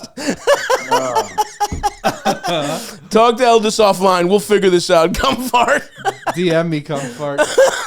All right, I got y'all. Good luck, dude. Good luck, buddy. Good luck. Thank you. Holy That's shit. That's fucking awesome. That's fucking crazy. We need the Maury arc. We do need the Maury arc, dude. Holy fuck. That would be incredible. All right, who do we got? Scooter, are you there? Scooter? Yo, LD. What's up? Hey, what's going on? You're on with me and Stav, pal. What's up, Scooter? Yo, Stav, what's kicking, man? Go Ravens, huh? That's right, baby. We fucked them up today. Fuck the fucking Lions, bro. That's right. What's troubling you? I'll get right into it. So I got a cousin. I'm 27. He's 28. And we're up from Delaware, but grew up around Elkton. I don't know if you're familiar. Yeah, Maryland, Elkton, Maryland, right? Yeah. Shitty, trashy Elkton, yeah. And basically, I moved down here to Florida when I turned 19. And he was in and out of probation, jail, all this shit. And, like, growing up, he would always ask his dad for money. Like always struggling, trying to scam people. You know what I mean? Like, yeah, just dumb shit, like immature shit. And I watched him do that, like, our whole life. And then once I moved down here, he still lived up north. So a couple years go by, he ends up moving down here. But he's only, like, maybe an hour and a half away from me in Florida. Okay. And now it's like we got back in contact after being away from each other for a while. And now he's just kind of like asking me for money, like on the weekly basis. That's like fucked. It's super frustrating because it's always like some sob story. It's never just like straight up, can I borrow $20, $40? It's always like, I need $40 to get my phone bill turned on. You know what I mean? Like shit like that. Yeah, that sucks because it's like, hey man, don't give me the same spiel. Like we know each other. Don't give me the spiel like a homeless guy who's like, or not even a homeless guy, but like just, you know, when a guy would be like, or they see you walking, they're like, unbelievable. My bus tickets are non-transferable, but my wife is pregnant, and they're looking at you. But my wife is pregnant, and if I don't get on this bus in 20 minutes, I won't be there for the birth of my child. And they're like, oh, I'm sorry, sir. Did you overhear me? Well, if you have $40, I would really appreciate the bus ticket. I don't know if you heard, but my wife is pregnant. Like, just fucking tell me what you know. Ask me for $100 or whatever. Say you need it or whatever. But yeah. Also, if it's chronic, at a certain point, you just have to be like, no, man. And it sounds like you've already. It sounds That's the like you've thing already about- hit that point. Yeah, it is. Oh, absolutely. I'm fucking over it, dude. It's frustrating, but it's like it's also a shitty feeling because it's almost like a guilty thing because, you know, I know he doesn't have many people in his life, and you know, this is the first time in my life I where I'm wonder kinda- why. it's kind of the first time I've been doing well for myself, you know, and I'm trying to take care of like my dad and stuff, and you know, trying to give back to him, and now it's just getting too much. Like I at a certain point, do I just like block him? Do I just cut him off completely? Like I think what you have to do, and here's the thing, you can act the right way, and people won't necessarily accept it, and then especially somebody like this whose thing is guilt, right? Who wants to make you feel bad about yourself, they will try and do that, right? right, But you right. have to keep in mind like what is appropriate. You have to know, you have to set your reality, because a person like this will always try and bend reality to make their point of view seem correct, right? Like that's, you know, they'll manipulate you, they'll tug on your heartstrings, do all this kind of stuff. I think you should have to have a conversation with them and be like, hey man, sorry things are tough right now. I cannot, but I just can't, like I can't afford to do this. I have other expenses, you know, helping you out once in a while, like when I helped you out, and make an example, like when I helped you get your phone bill, or when I did this or did that. I made him feel like a fucking asshole. So usually I don't give him cash or anything. We usually do like Cash App and shit like that. And through Cash App, it'll actually tell you the balances that like total like throughout wow. time that you've sent each other. And I Interesting. took a screenshot of it, and it was Yeah. like almost $2,000 That's compared to like crazy. 40 grand. That's insane, dude. Yeah, and it's not over the course of like, you know, a month or something. It's been like maybe 3 or 4 years, you know. But it's You said the always total was like $2,000 or $50, I'm sorry, you said $40. it was $2,000 or 40 grand. No, $2,000, $2,000. Oh, $2,000. of okay. I was like, God damn, dude. No, I'm not that big of a baller. I was gonna say, God damn, what the fuck? But look, either way. Now here's the thing: you don't want to make him. That's actually a trap in a situation like this. When people have kind of like made you feel bad, you tend to like lash out. When, let's be honest, they might deserve it, but try not to do that. What you want to do is just be like, hey man, I like having you in my life. You're my cousin. I care about you. I just can't afford to, when these things happen, I can't afford to do this anymore. Over the last couple of years, I've sent you X amount of money, and maybe if there's some huge emergency, and and But it's always a huge emergency. That's the thing. You know what I mean? well, if it's always, it's like, you could just be like, look, dire. if that's the case, then be like, hey man, I just can't afford to anymore. It feels like every time is an emergency, and I've already spent X amount of money. I don't have it like that. I really don't. So I'm helping my dad out. I'm, whatever. And you could just be honest, right? And say, and I have to be honest, this is putting a strain on our relationship. And if there's a way, is there some non-monetary way I can help? You know what I mean? Like, I don't know. Even if you don't want to say that shit, but you just be like, I'm here for you as moral support. I'm your cousin, whatever. But I just can't afford anymore to be doing this. Yeah, And you just have to say it straight up. And look, he can either accept it or he can't accept it. And if he doesn't accept it, and if he lashes out, whatever, you can act accordingly. And if he accepts it, just keep him in your life as, a guy you talk to every once in a while. Maybe you see him, whatever. But I've learned to not. I mean, of course, part of me assumes the worst. That's how I am, like programmed. But that's the shitty thing. Is he also like is a heavy like weed smoker? And like part of me is like, are you asking me for money so you can get a bag? Like, yeah, and look, it might be right, but the thing is, try and keep that shit out of it and just be objective, right, about your situation. Don't be judgmental. Don't be shitty, and give him the opportunity to like rise to the occasion and be better than he has been. Right? You have to give him that opportunity. You owe him that as somebody that you care about, at least on some level.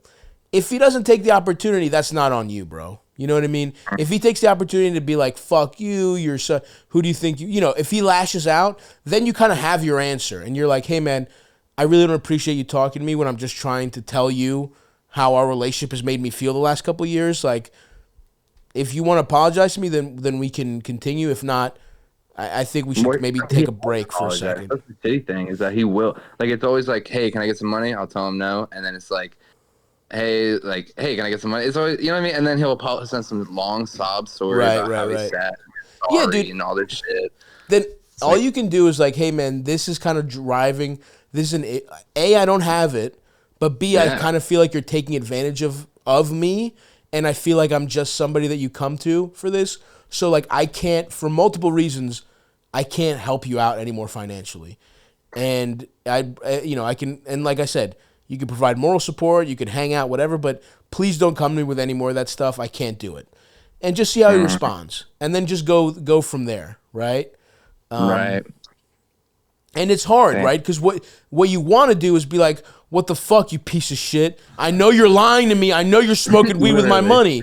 But don't do that. That's only going to make you ultimately feel worse. It's going to make him lash out. Yeah, I don't want to kick him while he's down, you know? Like, I know he wouldn't, for all I know, I do give him the benefit of the doubt. And, like, if he's asking me for money, like, I try to see it out, like, you know, like, what is it this time? You know what I mean? Like, I'm not just, like, instantly shutting it down. Yeah. Which is also probably on my end a little enabling in a way.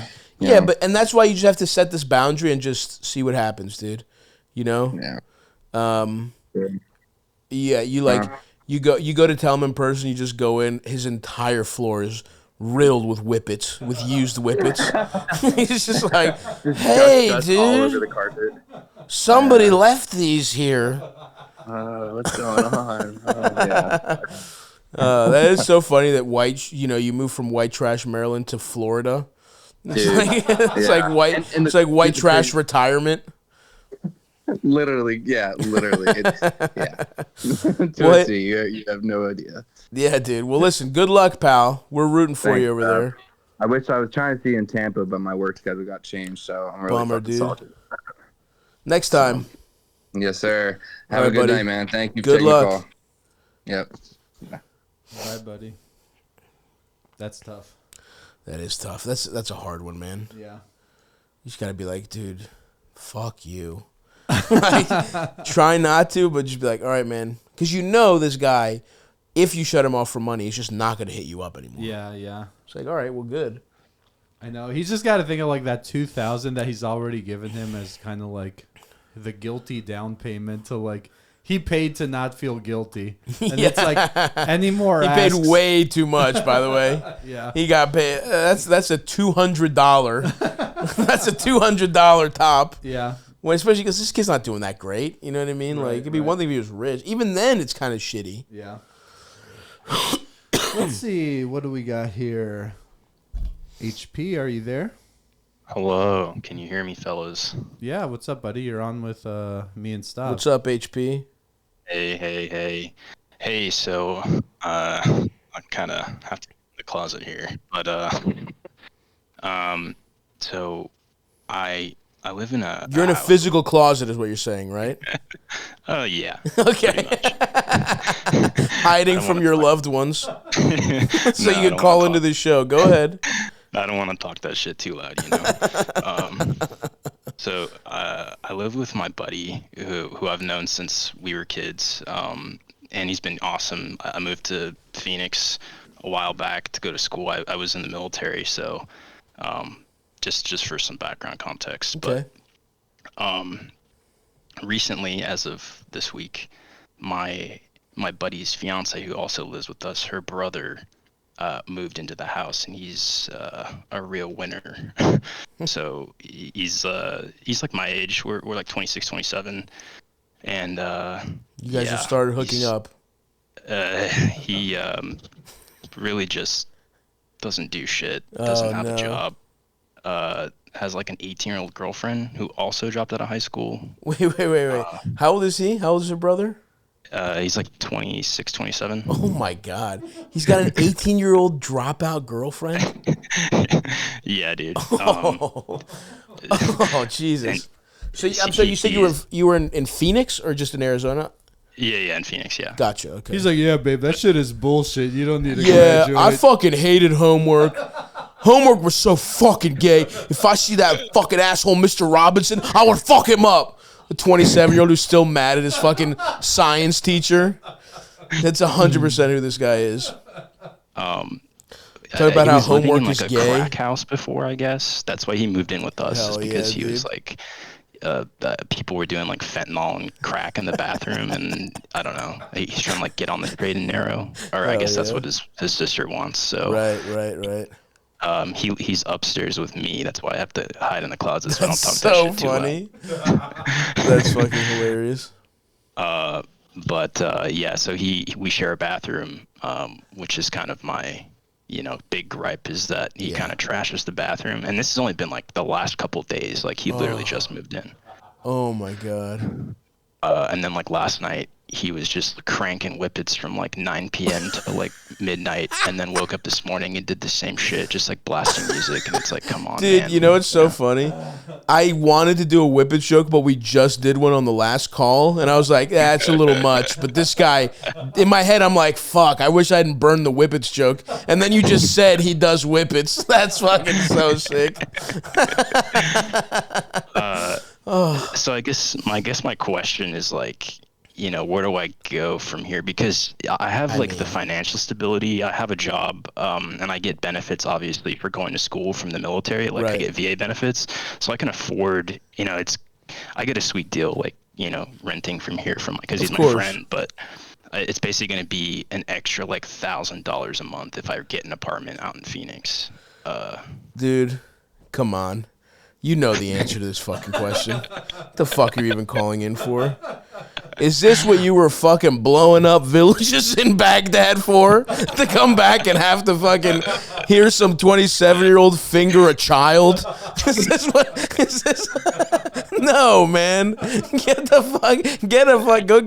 Go suck on some nice big fake Phoenix titties in your $1,000 apartment. It's fucking, you know what I mean? Like, this is crazy. Like, he already has hit for the cycle for bad roommate in 2 days. He trashed the bathroom. He's doing weird drugs. It's like, look, he's not smoking a little weed. He's doing whippets. He's got a fucking 18-year-old dropout girlfriend. Like, everything in 3 days. What do you think he's gonna get better? You know the answer to this fucking question, dude. And like... And if you get out immediately, it sends a message that might be helpful and might help your friend in future negotiations about this brother. Right. Like, he drove out my boy in a fucking week. Like, you're doing everyone a favor, you're doing yourself a favor. And look, I love living with, like, I lived with roommates even after I was like pretty rich. Like, I wasn't super rich. I wasn't doing as well as I'm doing now. But, I was making enough money where I didn't need roommates. But I liked it because it was like, I just liked being around my friends. So I get the camaraderie of it. I was saving money. It was fun. Yeah, that's my big thing, is saving money, right? Because once I graduate college next semester, I'll basically be spending an extra $1,000 a month, right, if I get my own place. But I could be using and saving that money to buy a house, because I'll be in a good enough position, have enough money to basically put down a down payment, and I'm just blowing, an extra $1,000 a month. Hey, let me tell you something. You're not putting a fucking down payment on a house with $12,000. No, I have a substantial. I'm in pretty good position. But that's what I'm telling. That's what I'm saying to you. Is like, you're talking about an extra $1,000 a month. Oh, I see. $12,000, give or take, Difference, is not going to there difference, right? Sure. And look, who knows? This guy might be overdosing in 4 months, right? There might be a vacancy at the house. I was worried this morning. I came downstairs and there's just like shit all over the place, and you're just like on the couch, like passed out with a fucking canister like in his hand. I was like, oh shit, dude. Actually, maybe that's the easiest way out of this. Feed this guy a hot shot.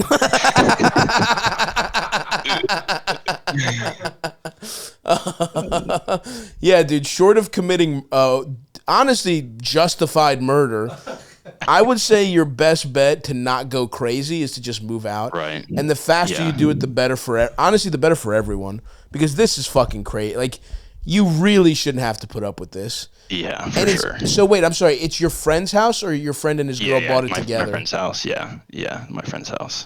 But he bought it by himself, or he bought it with his girl? No, by himself. Interesting. Because if you wanted to be a dickhead, you could broach the subject and be like, can we get this guy the fuck out of here? You could. Now, the Right. good guy move, not to pin your friend against this girl and you, would be to just move out, right? Right. Yeah.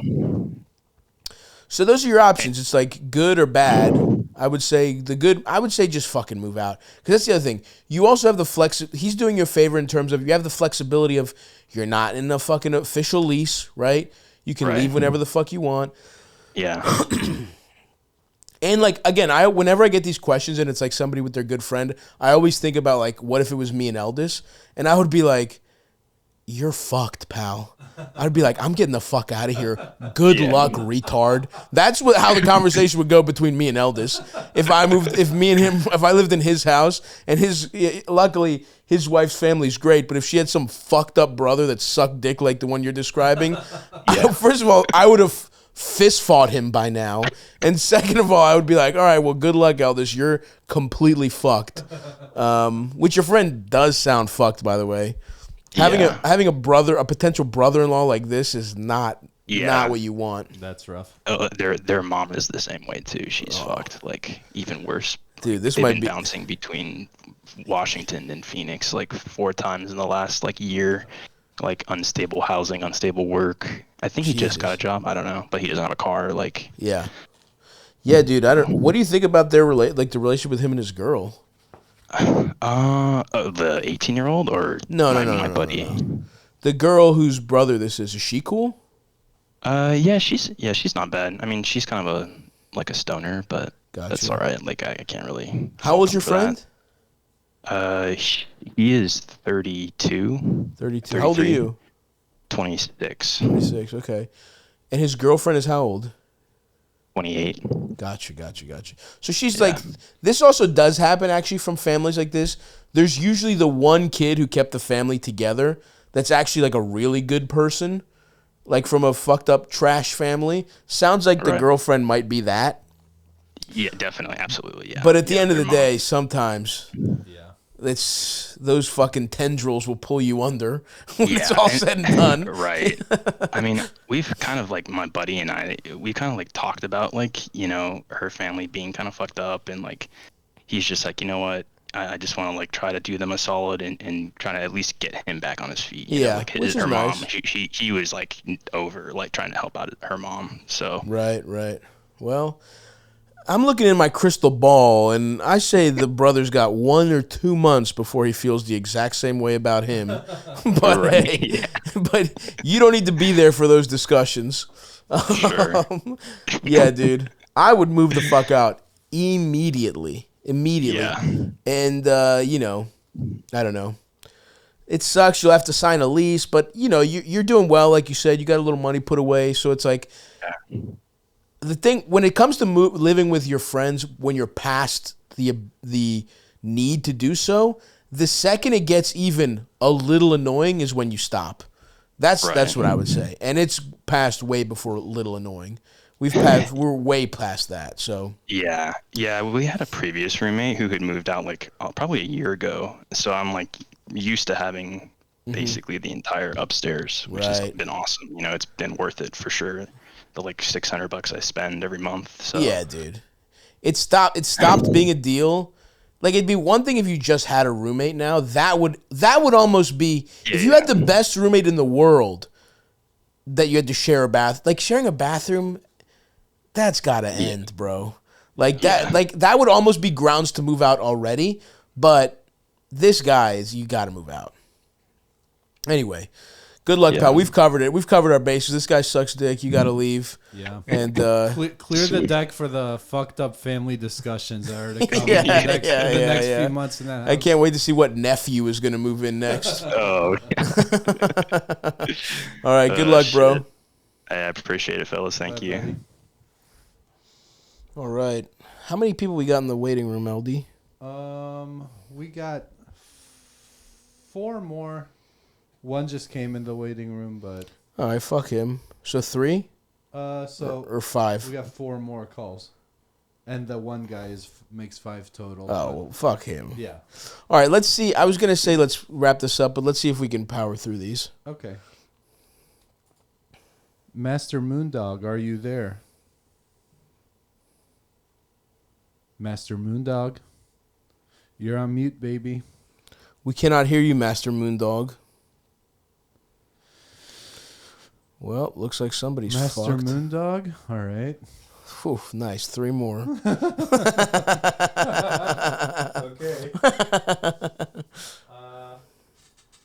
Schwartzy Pinkman, are you there? Big Eldie, I'm here. What's up, baby? You're What's up, on. Schwartz? What up, Stav? Not much, my brother. Tell me what's going on. Let's solve your problems. Yeah, so got a pretty cut and dry one. Like I said in the chat, you know, I just to give you some context, got out of a long-term relationship, and like since then, you know, I've been getting around quite a bit, and really kind of like I said, I've been taking first of all, I listen to the podcast. Like you guys have like replaced music for me. It's like the soundtrack of my life. Hearing Eldis. That's good for your brain, pal. That's the smartest move you could possibly make for your brain health. I feel better because of it. And especially being a proud Patreon sub, too. Yes, of course. Yeah, you know, the $5 a month is really it's better for me than therapy, honestly. 100%. I'm paying for both. Yeah. Yeah, so like, you know, I was taking a lot of your advice that you've given to other callers. Nice. Like stop being a coward, you know, go out and just tell somebody, hey, like, I don't think we're compatible for X, Y, and Z, and, you know, before letting it drag on and wasting somebody's time, just kind of end it, right? All that's good for you. Yeah, and it feels good to do it, and, like, it gets easier and easier, but now, like I said, like, I've kept it too real, and now I have no bitches at all. So, that is one of the problems. You can overdose on keeping it real, and now you're pussyless. I'm pussyless, yeah. So, I mean, there is one girl who I was with for the longest amount of time, and it's kind of crazy. Like a couple weeks ago, like right after she literally like, gave me head, it was like, how would you feel if I started calling you my boyfriend? I was like, oh, great fucking timing. But yeah, you know, we had a long conversation. Good, honestly, strategically like, great move on her part. Yeah, kind of tough to be like, you still have my jizz in your mouth. How can I just say a cold, rational no right now? Exactly. So that's a classic tactic these whores like to use. These horses playing dirty, never mind, like who? Yeah, go ahead. No, I give her a lot of respect for that. In a weird, twisted way. But you know, like a couple weeks later, you know, I'm just wondering, like, oh, maybe because I thought again, one little thing is the reason why we're not compatible. If I should give another shot, and like overarchingly, like I know you're trying to get back into the dating scene, 2024, and like, so at what point are you, and like, what point do I stop like taking people's flaws, because we all have them, including myself. Yeah, no, you know, dude. Obviously. No, listen, I think, you know, I actually think that it cuts both ways here, right? Where it's like, it's hard to just be honest with people, right? But it's also hard to take a risk and commit to something when you don't feel 100% there, right? Like both of those things, cowardice runs in both directions. Like cutting something off, letting something linger because you're too much of a coward to say how you feel and how you don't see a potential, that's cowardice, and it sounds like you've worked on that. But cutting something short because even though it's good now, maybe sometime in the future it might go bad, that's also cowardly, because you're basically saying, I don't want to feel more feelings for this person, and then it's gone, right? So, like, I do think you have to figure out a time where, and this is what I'm working on is the opposite. It's exactly what you are trying to do, which, you know, this tour is going on. Between the tour and the promotional run I'm going to do for my special, I probably won't be done with everything until, you know, mid January. I'll be really busy. But after that, I do want to dedicate some time to actually giving some, you know, dating, and then when I find somebody who, feels like there's a little potential there, hey, let's fucking date. And if it's exclusive for a month, but it doesn't go anywhere, it's not the end of the world, right? Like, I used to always think once you're dating, you might as well be married, which is just not true at all. People date for... Not true, yeah. People date, you know what I mean? Like, that's my issue. And if you have that thing, and if there's anybody that you... Now, look, I was going to say, if there's somebody that you think has potential, give it a whirl. Who gives a fuck? Okay, so you don't fuck anybody else for a month. Maybe in that month you realize, oh, I really do have deep feelings for this person. I could see this going somewhere. Maybe in that month you realize, actually I was right. These things have kind of manifested themselves and I don't see anything, going from here. Now, I wouldn't make that decision because you're in a pussy drought. I don't think it's a coincidence that all of a sudden you're like, maybe I'm ready for monogamy when you're getting no pussy whatsoever. But who knows? That also can be a very powerful harbinger of truth, sitting with no bitches and really looking at yourself in the mirror for real. Yeah. As someone who's fell for this trick multiple times before. Is that why you're married now? Don't do it. Don't do it. Don't do it just because that tactic is extortion. That tactic is extortion. Is this the girl you're thinking of dating? Is the girl who sucked you off? 100%, yeah. Oh, so wait, so that I guess that's the other thing. Like, do you like her? Like, how do you kind of feel about I do. her I overall? spend more time thinking, yeah, I like her, and to Stav's point, that like it's also cowardice to not give it the whirl. Yeah. And by the way, let me tell you something. I have obviously breakups of real relationships have fucked me up, but there have been girls who I wasn't dating very seriously who wanted to date me, and I was a coward, and I didn't do it because I was like, what if this ends bad? And I have thought about them so much more than girls that I dated briefly, and it was like, this isn't gonna work out. I do. If you're even feeling it right now, and you've been working on the one side of everything, which is cutting things off, work on the other side, man. Like we just said, it's not the end of the world. Let's say you guys date for a couple months and you're not feeling it, fine, break up then. That's another thing, you know what I mean? But like, if you feel like you actually like her and you spent the most time with her, there's no virtue in continuously getting pussy to no end. Fundamentally, though, I do kind of agree with what Stav said earlier, which is don't make the decision in a pussy drought. That's the thing. You have to your best of your abilities, take away the fact that you're not getting pussy from this and really think about it. But I will say though, Eldis, pussy drought or even just emotional drought, sometimes when things are laid bare, the good times make you think you're the man. Okay. Like when you randomly are getting to fuck 4 girls in a month, right? This guy's got 4 or 5 bitches on the roster. He thinks he's fucking Rico Suave. Right. He's just a guy who's lucky. You got lucky. It ended up, he actually fucked all the pussy he was going to fuck in the next 6 months. He just got it all in one cluster. Yeah. But he thought, I'm at the start of something new. I've been that guy too, where I've had some hot months, brother, where I'm like, girlfriend, why? I'm getting slurped left and right. But then when you're actually alone and it's like, who cares about it, the girls who you just hooked up with, and you miss the girl that you had a connection with, that can also be clarifying. Yeah. You know? Yeah, and I'll just say to that, Stav, I mean, like, you're astonishingly accurate in that portrayal. Yeah, of course. And I think, like, at where it kind of, like, hit my peak was, I swear to God, this girl... bended my legs over my head to lick my the asshole, Eldis. like the first time she gave you the Sula. Yeah, she did the Sula, and I was laying there like, come on, bro. Like, this is like, what are you doing to yourself right now? And it's got folded up. After that, I'm kind of like, yeah, go ahead. Wait, how did she fold you up? What'd she... No, I mean, she just like lifted my... I was like, she just kind of just like lifted my leg. She was like, you've never experienced this, like, you have to. And she ate your ass or just sucked your dick?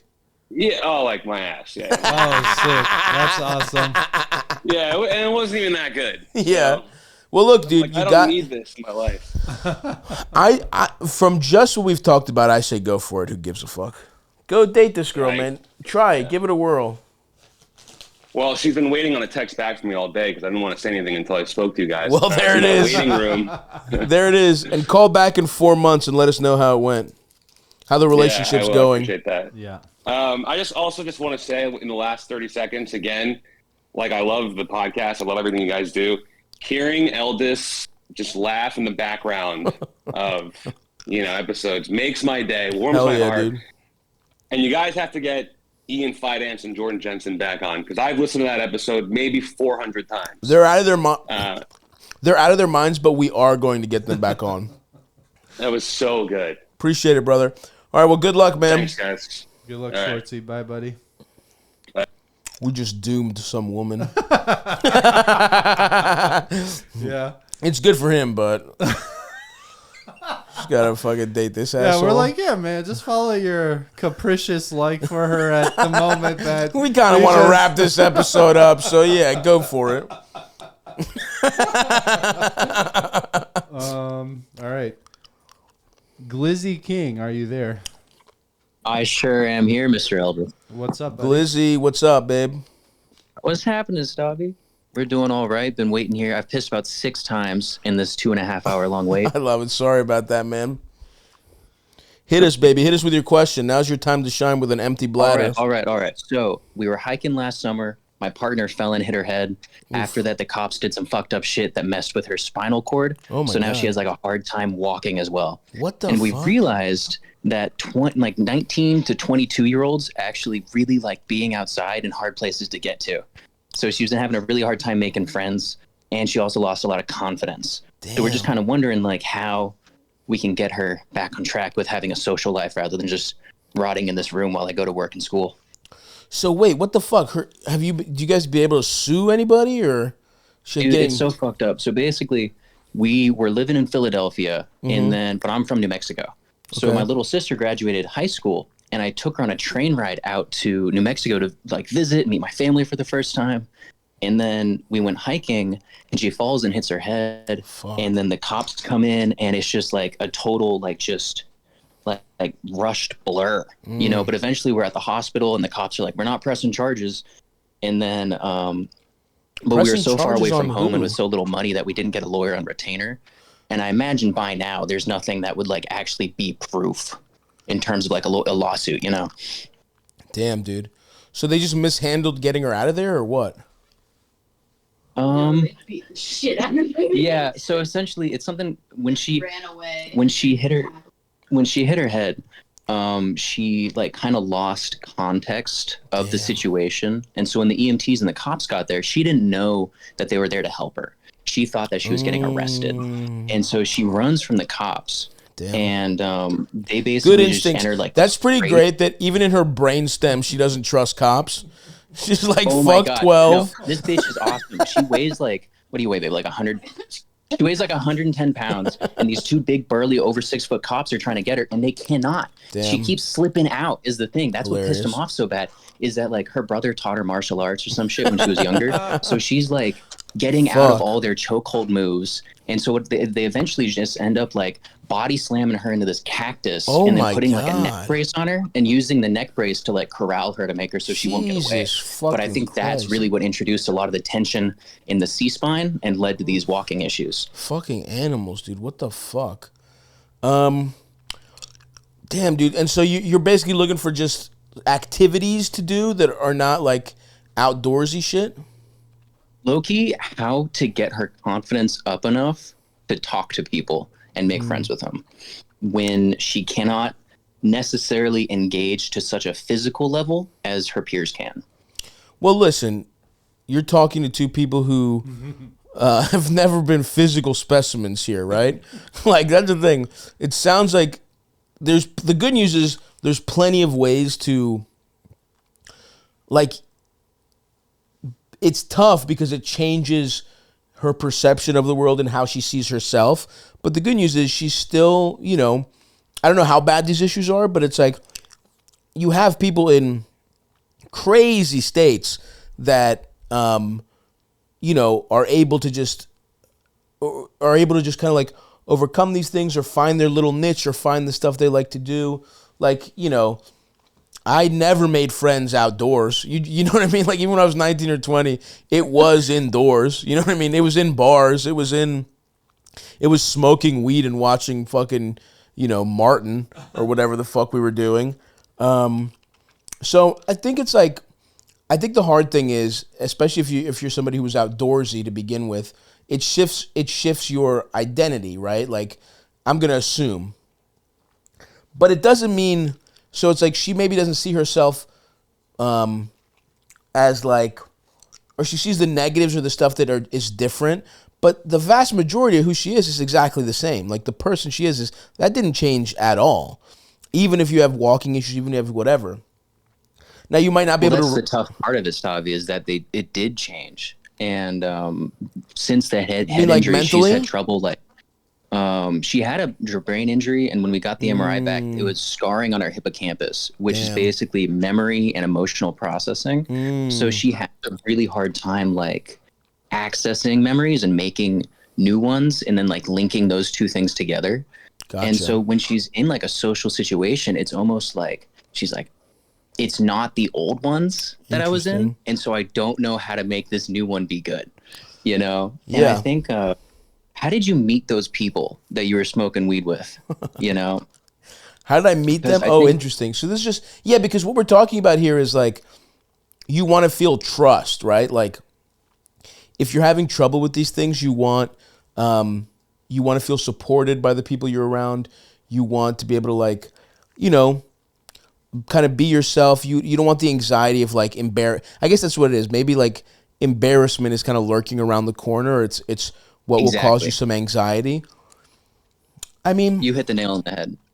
So I guess the thing then is like, it's almost like, I guess your girl has to make friends the way fat losers got pussy back in the day, which is slowly and over time. You know what I mean? It's like find somebody you like, find somebody like, here's how I got my first girlfriend in college. I befriended her 9 months before I ever kissed her. You know what I mean? It was like this thing of like slowly wearing her down, like, hitting it off, never being too forward, never doing anything crazy, but just like a fun conversation. You know what I mean? Like a little aside here, a little aside there. It's like finding somebody that you might think. And it's got to be in kind of like social situations already. Maybe, I had the benefit of being in college, right? Like a classmate, she was a classmate, and we were just like, oh, let's study, or put you in all these like non-threatening situations that you might be in anyway, but also give you the opportunity for bonding, whether that's like a coworker, being friends with coworkers, being friends with, friends of friends in a situation that you're already comfortable with. I mean, honestly, new friends as an adult is kind of difficult for everyone, right? Like that's the thing to make your girlfriend feel better, is that like she is obviously dealing with her own. I guess the point I was making earlier is some things definitely change, right, when you have an injury. But I guess what I was saying is like, even and she's having a hard time because maybe she's comparing to how things were before, whatever. But even with the change, the person she is now is definitely a person worthy of friendship, right? With a lot to offer, somebody people want to be around. And even though it might not feel that way, or it might feel like, like even if people don't go through something this traumatic, people are constantly changing. People are constantly having bad shit happen to them. People are just becoming different forms of themselves constantly. And I guess my point was like, whatever. The thing before the injuries, that's never going to come back. But that's fine. You know what I mean? People are constantly changing. You're never going to be the person you were a year ago, right? No matter what. Even if there were no two fucking dickhead cops that made your life materially worse, right? And so this is kind of hard for everybody. And it's just like, take your time, be around people that you trust. It helps. It helps if you know people already to have, to tap into existing social groups. It helps if like you have the same interests as certain people, right? Like, I don't know whether that's music or film or like, whatever it may be. But like, can I pivot the question on you, Stavvy? Sure. How do you hope in the meantime, before you find these common interests with people, with the loneliness of waiting in between. Because that's the biggest issue we've had, is that like I'm not a particularly I don't have a very rich social group. I'm around people a lot because I work like 40 hours a week. I go to school, I go to night classes. Yeah. And in the meantime, she's just at home waiting for me to come home, essentially. And that has been the most unbearable aspect to it. Totally, I get that. Could I ask something too? Is she like, so what? Is she like not mobile? She can't get around? Like, what is it exactly? Yeah, what are we dealing that she's dealing with now? Sounds like maybe a little memory loss or something, her hippocampus thing, but is there any like other thing where she just can't like get around on her own or something like that? Yeah, so she this girl has had like the worst deck of cards dealt to her, but she also has a genetic condition that makes it so all of her tendons are loosey-goosey. And so in addition to the walking issues caused by the head injury, the period of bed rest really worsened her muscles. They atrophied, dude. And we realized that her tendons are too loosey-goosey to actually like provide much structure as they would in a normal individual. And so walking is extraordinarily exhausting and potentially treacherous, because we've come back from like walks and her hips are dislocated. Damn, and we have to spend like 10, 15 minutes trying to push them in place like manually. And okay, I think there's an aspect to worried about getting injured too for her when she's walking. Well, I mean, so what? She just stays at home. Does she work from home, or she just? No, she can't work. Can't work. Okay, so then I guess like, are there things, given these, given the circumstances, are there ways to go do shit? Like, can you be mobile even if it's, I don't know, is it like a wheelchair situation? No, yeah. That's what we've been doing, is we've got a wheelchair. It's hilarious. We found this like obese person wheelchair, and she's like so tiny in it, and it like won't fit through like some doorways, but we get it going. And she is mobile to an extent. It's just like you said, that embarrassment aspect to it, because like we can have all the creative tricks in between, like I try to put time and intention in there to getting her there. But what I'm realizing is that like, even when she gets there, even when her body isn't tired yet, she still has this sense of like, I'm embarrassed to be me. Yeah, I get that. So cool. But see, well, this isn't going to help, right? But she shouldn't feel that way. And I know that doesn't help. I know that doesn't help, but I do mean the thing I said about like the way like a fat loser approached women. Cause like, I'm not comparing what I went through. I'm a much weaker person than your partner, right? But I will say there were times where it was crushing to my psyche, right? That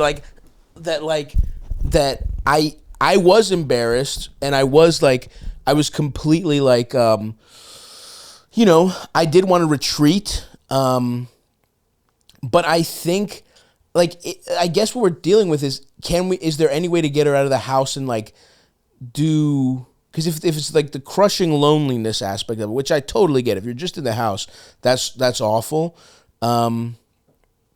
Is there some of that can be, is there community online? Is there some like in-person shit?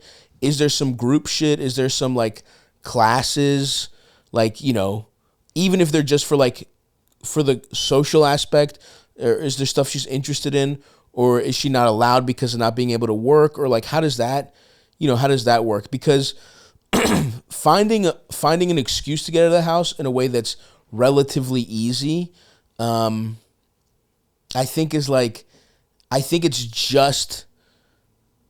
going to be a necessity, right? Because if loneliness is the biggest thing, and being totally by yourself, even if it's like finding going to one class a week and something you're very interested in, doing something where there is people. I mean, she can't work, so you can't get like a part-time job to be around people, but like, I do think that is a necessity, right? And so I can't tell you like what is possible. Like, I don't know what like the limitations are for you guys. I don't know, like, is there one friend that she can go do something with while you're working, like that but it's those are the things. That's the hard thing, is like, it is hard for everybody. And then when you add this in, it obviously makes it much more difficult. But the only like solace I can have is that I can say is that like once you get the ball rolling, once you do find a way to like make a connection with some people, you're around people a little more, even if it's literally sitting in a fucking park and just like on a park bench or some shit, or on the chair, on her big fat person's wheelchair, and like just seeing who's around. Like I do think there is something to that where it's a snowball effect of once you get a little taste of the positive aspects of it, it makes the self-doubt and the embarrassment like go away, because there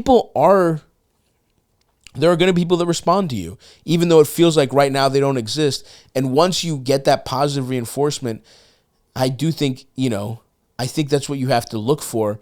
Now, that's easier said than done, right? Like when you have, when you need like special accommodations to get around, that's much more difficult than just being like shy and nervous and not liking your body because you're an overweight 20-year-old. You know what I mean? This is obviously much harder, but have you guys looked at like any support groups or anything of like people who are going through like similar things? Just because it seems like such a like fundamental like overnight change in like her day-to-day life, and thus her like identity. And I feel like, asking about like meeting new people or making new friends feels like, how do we like get back to normal? But I mean, is there like, are there support groups where you can meet like people going through a similar thing just to sort of like, help you guys like wrap your minds around like, this new reality of like dealing with this stuff a little better or something? Eldis, I feel like you always have really well articulated answers that you just drop in, because you're absolutely right. We were approaching it with the idea of like, how can we get back to normal? I think another aspect of this is that she's ridiculously hot and has an OnlyFans. And so like when she gets out there and is meeting people and talking to them, sometimes they'll find out about this and they'll go crazy. Like I had one friend I had to block because he was just like constantly like spamming her and spamming me and like being all weird about it. And so it's almost, the main thing is, I think it's just, but you talked about it, Stavvy, well, where it was like, essentially it's hard to begin with. And now it's been modified countless times to be harder. And we just have to, I guess, keep trying with unique and creative answers until we do get that one friend, and they'll be the big break. Yeah. Yes, absolutely. I mean, the support group thing is a very good idea, Eldis. And by the way, yeah, it's easy to fucking drop in a gem when you only got to talk 10% of the fucking show. Let's just make that very clear. He's over there collecting his thoughts. I'm the one who's got to take on my girlfriend's disabled all of a sudden. How do I fix my life? I got to be on the fucking front lines, and Eldis gets to sit back and really do a collected response. Hey, I'm happy to help you, Scooter. I'm here for you guys. But yes, unfortunately, there's like really no. Or Glizzy, sorry. You just, yeah, man. It's like, finding that group or that, a friend, a group, and it's like, and also part of it can be online too. Like I never made a ton of friends online, and then obviously you are right. This being a hot girl does also fuck things up, because like, not an easy type of person to be on the internet is a hot girl with an OnlyFans. Every dickhead, like every like sexually frustrated dickhead wants to take it out on you. So there, you're up against a lot of obstacles here. But yeah, dude, I mean, life sucks dick for everyone is the only solace I can give you, is that like, it's nothing but pain and bullshit for everyone. But you do meet a couple nice people in there, and I don't know if there's any way to just get a little more time around people outside, because the more opportunities you have, it's like, you're right, you need that one friend who's the breakthrough, but it's like, you got to put yourselves in position to find that person too, but it has to be a concerted effort. That's what fucking sucks dick. It's like, you can't, if she was able to just work or go to class or whatever the fuck it is, you might bump into those people. But now it's like the thing that was not easy, but might have happened by accident, has to happen on purpose, and that's very difficult. you're right, the deliberate action, and like it feels like it has to be cultivated, because it's not like every stranger you meet is even statistically, I feel like 85% of strangers just want to hurt you in some way. It's only a few of them that are going to be good for you. I would say 15 want to hurt you, 80% don't give a fuck about you, and 5% might be able to positively help your life. I really appreciate the advice, Stavvy. Thank you so much. Good luck to you both. Thanks, Glizzy. Can I shout the OnlyFans? Yeah, sure. Shout it out. Let's help our friend out here. Irony's little secret: the favorite disabled sex worker of the Stavvy's podcast. The number one disabled sex worker of Stavvy's podcast. Although, yeah, that's who it is. Say it again. Oh yeah, go ahead. Say it. Plug it again. You said Stav. Irony's little secret. There it is. Let's help our friend out. Let's get her a regular wheelchair that can fit through more places. Yeah, she should really lean into this for the OnlyFans and just launch a campaign and get the community rallied around her. Good luck. Good luck. Goodbye. Goodbye, guys. Good luck. All right. Goddamn. They should also fucking talk to a lawyer again. I know. Because what he say, he was like, there's not enough proof or something, but hospital records, police reports, who fucking knows? Who knows, man? That fucking sucks. Yeah. Good luck to them. Good luck. Okay, last one here. Our final call. Big time celebrity hotspot. Are you there? Big time celebrity hotspot. You're on mute, baby. Hello, hello. Big time celeb hotspot. Oh. What's up? I thought you weren't what's there up? and we could It's end the Hot episode. You piece of shit. So sorry. So sorry, man. No, go ahead. I honestly am surprised you guys are still going. I thought I was just doing math homework at this point. Okay, good to know. You're the last one, buddy. Hit us.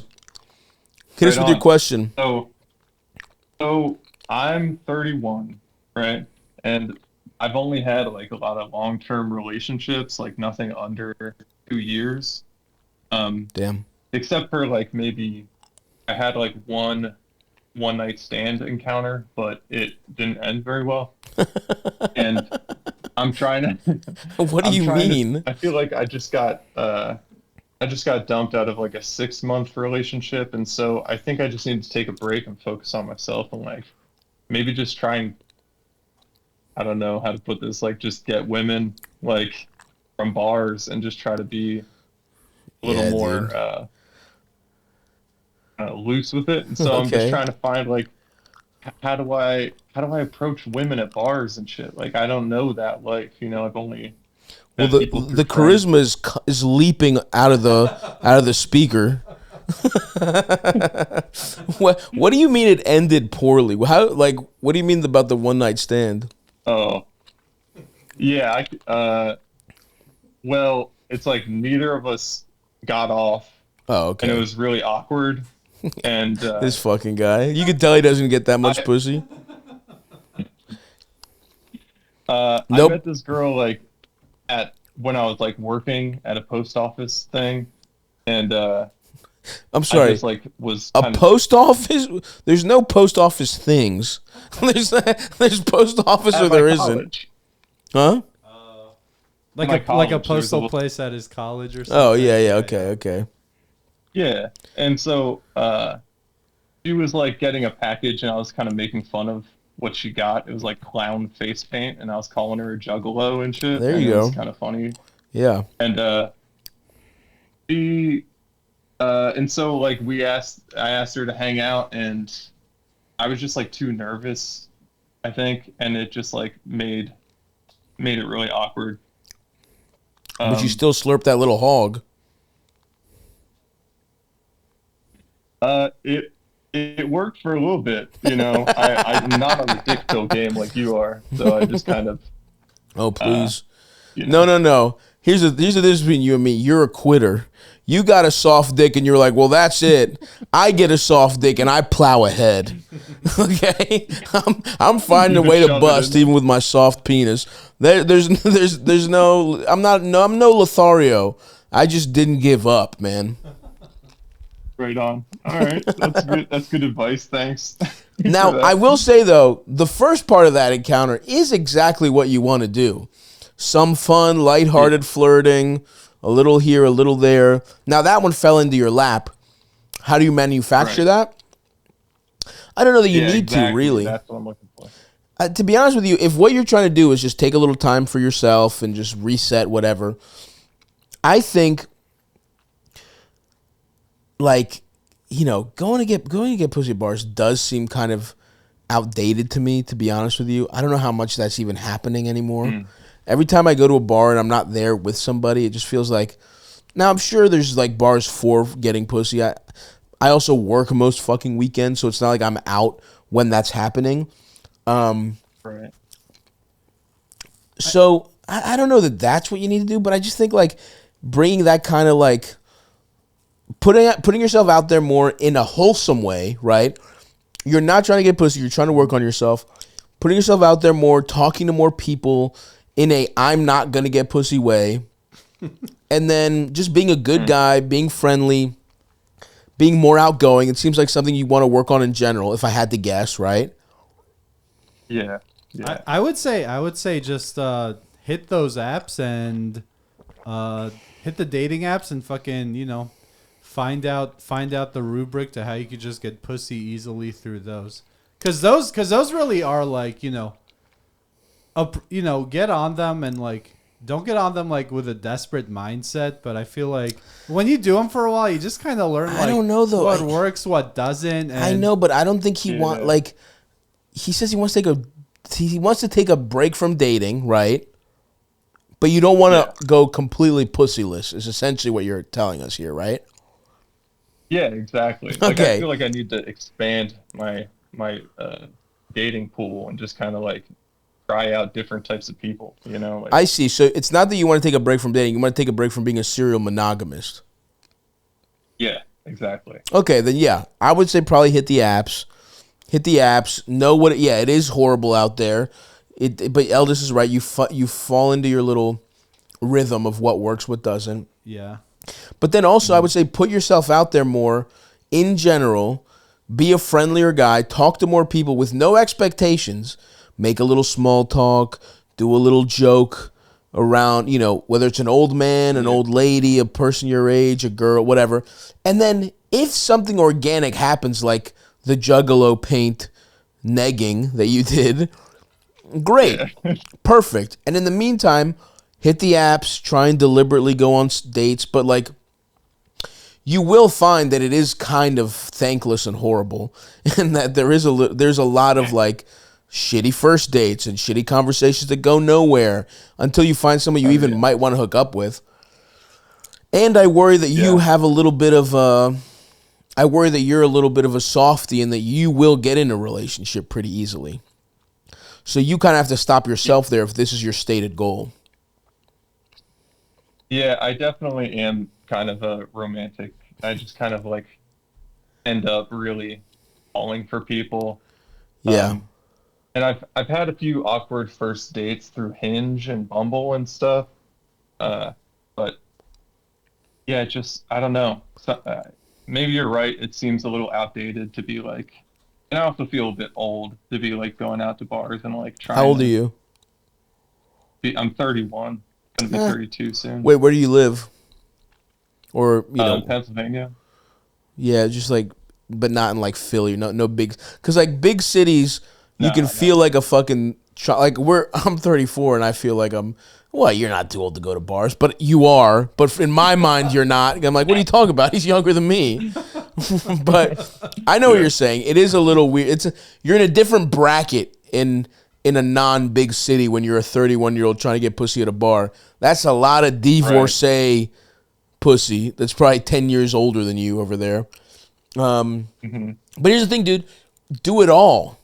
That's the thing. If you're trying to expand your horizons, hit the apps. Go to bars. You know what I mean? Like, go different places, talk to different people. Just fucking explore it all, my friend. There's no one silver bullet, particularly if you're just trying to expand your dating pool and expand yourself as a person. Go a bunch of different places. Try a bunch of different tactics. Apps, bars, whatever. Yeah, I think more important than like ways to date or meet people to date or whatever. Like, I feel like if you've just been in nonstop like relationships your whole life, you should force yourself to like just be single for a while and like see what you're interested in. Like, do you like your life? Do you you like yourself? True. That's a good point. Like find out like just do things that'll make you like yourself. Get some cool gay clothes that you feel cool in. That's actually a great point. Is before you look at this from a dating perspective, I think you need to go on a pussy fast and a dating fast completely and what Eldis just said, work truly on your. People say that's a cliche all the time, but like actually work on yourself.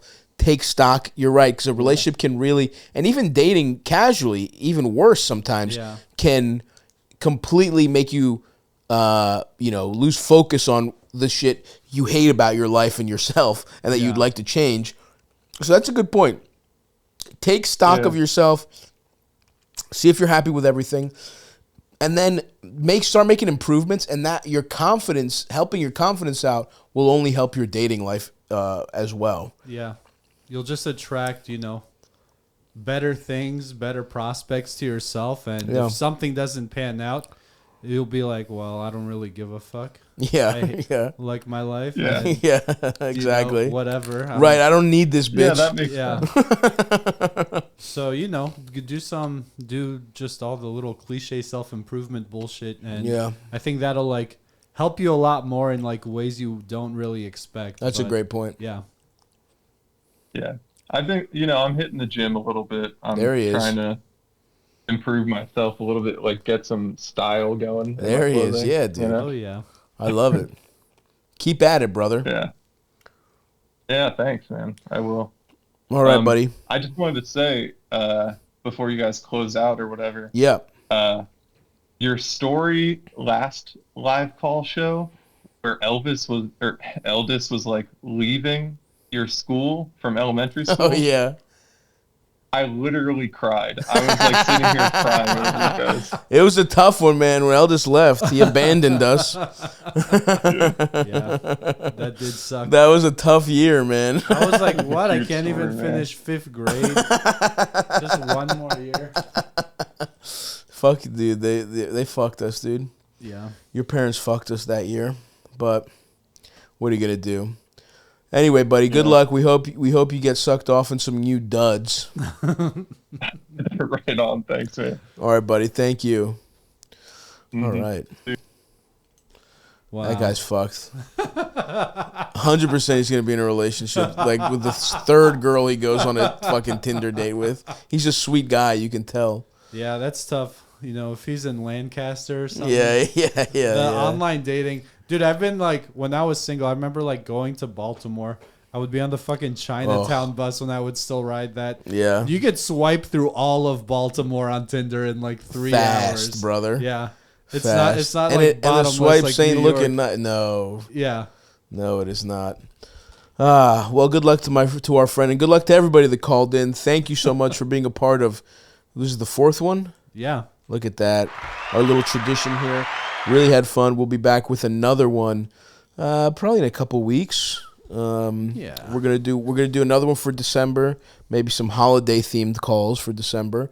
But we love you, and we'll talk to you soon, guys. Bye.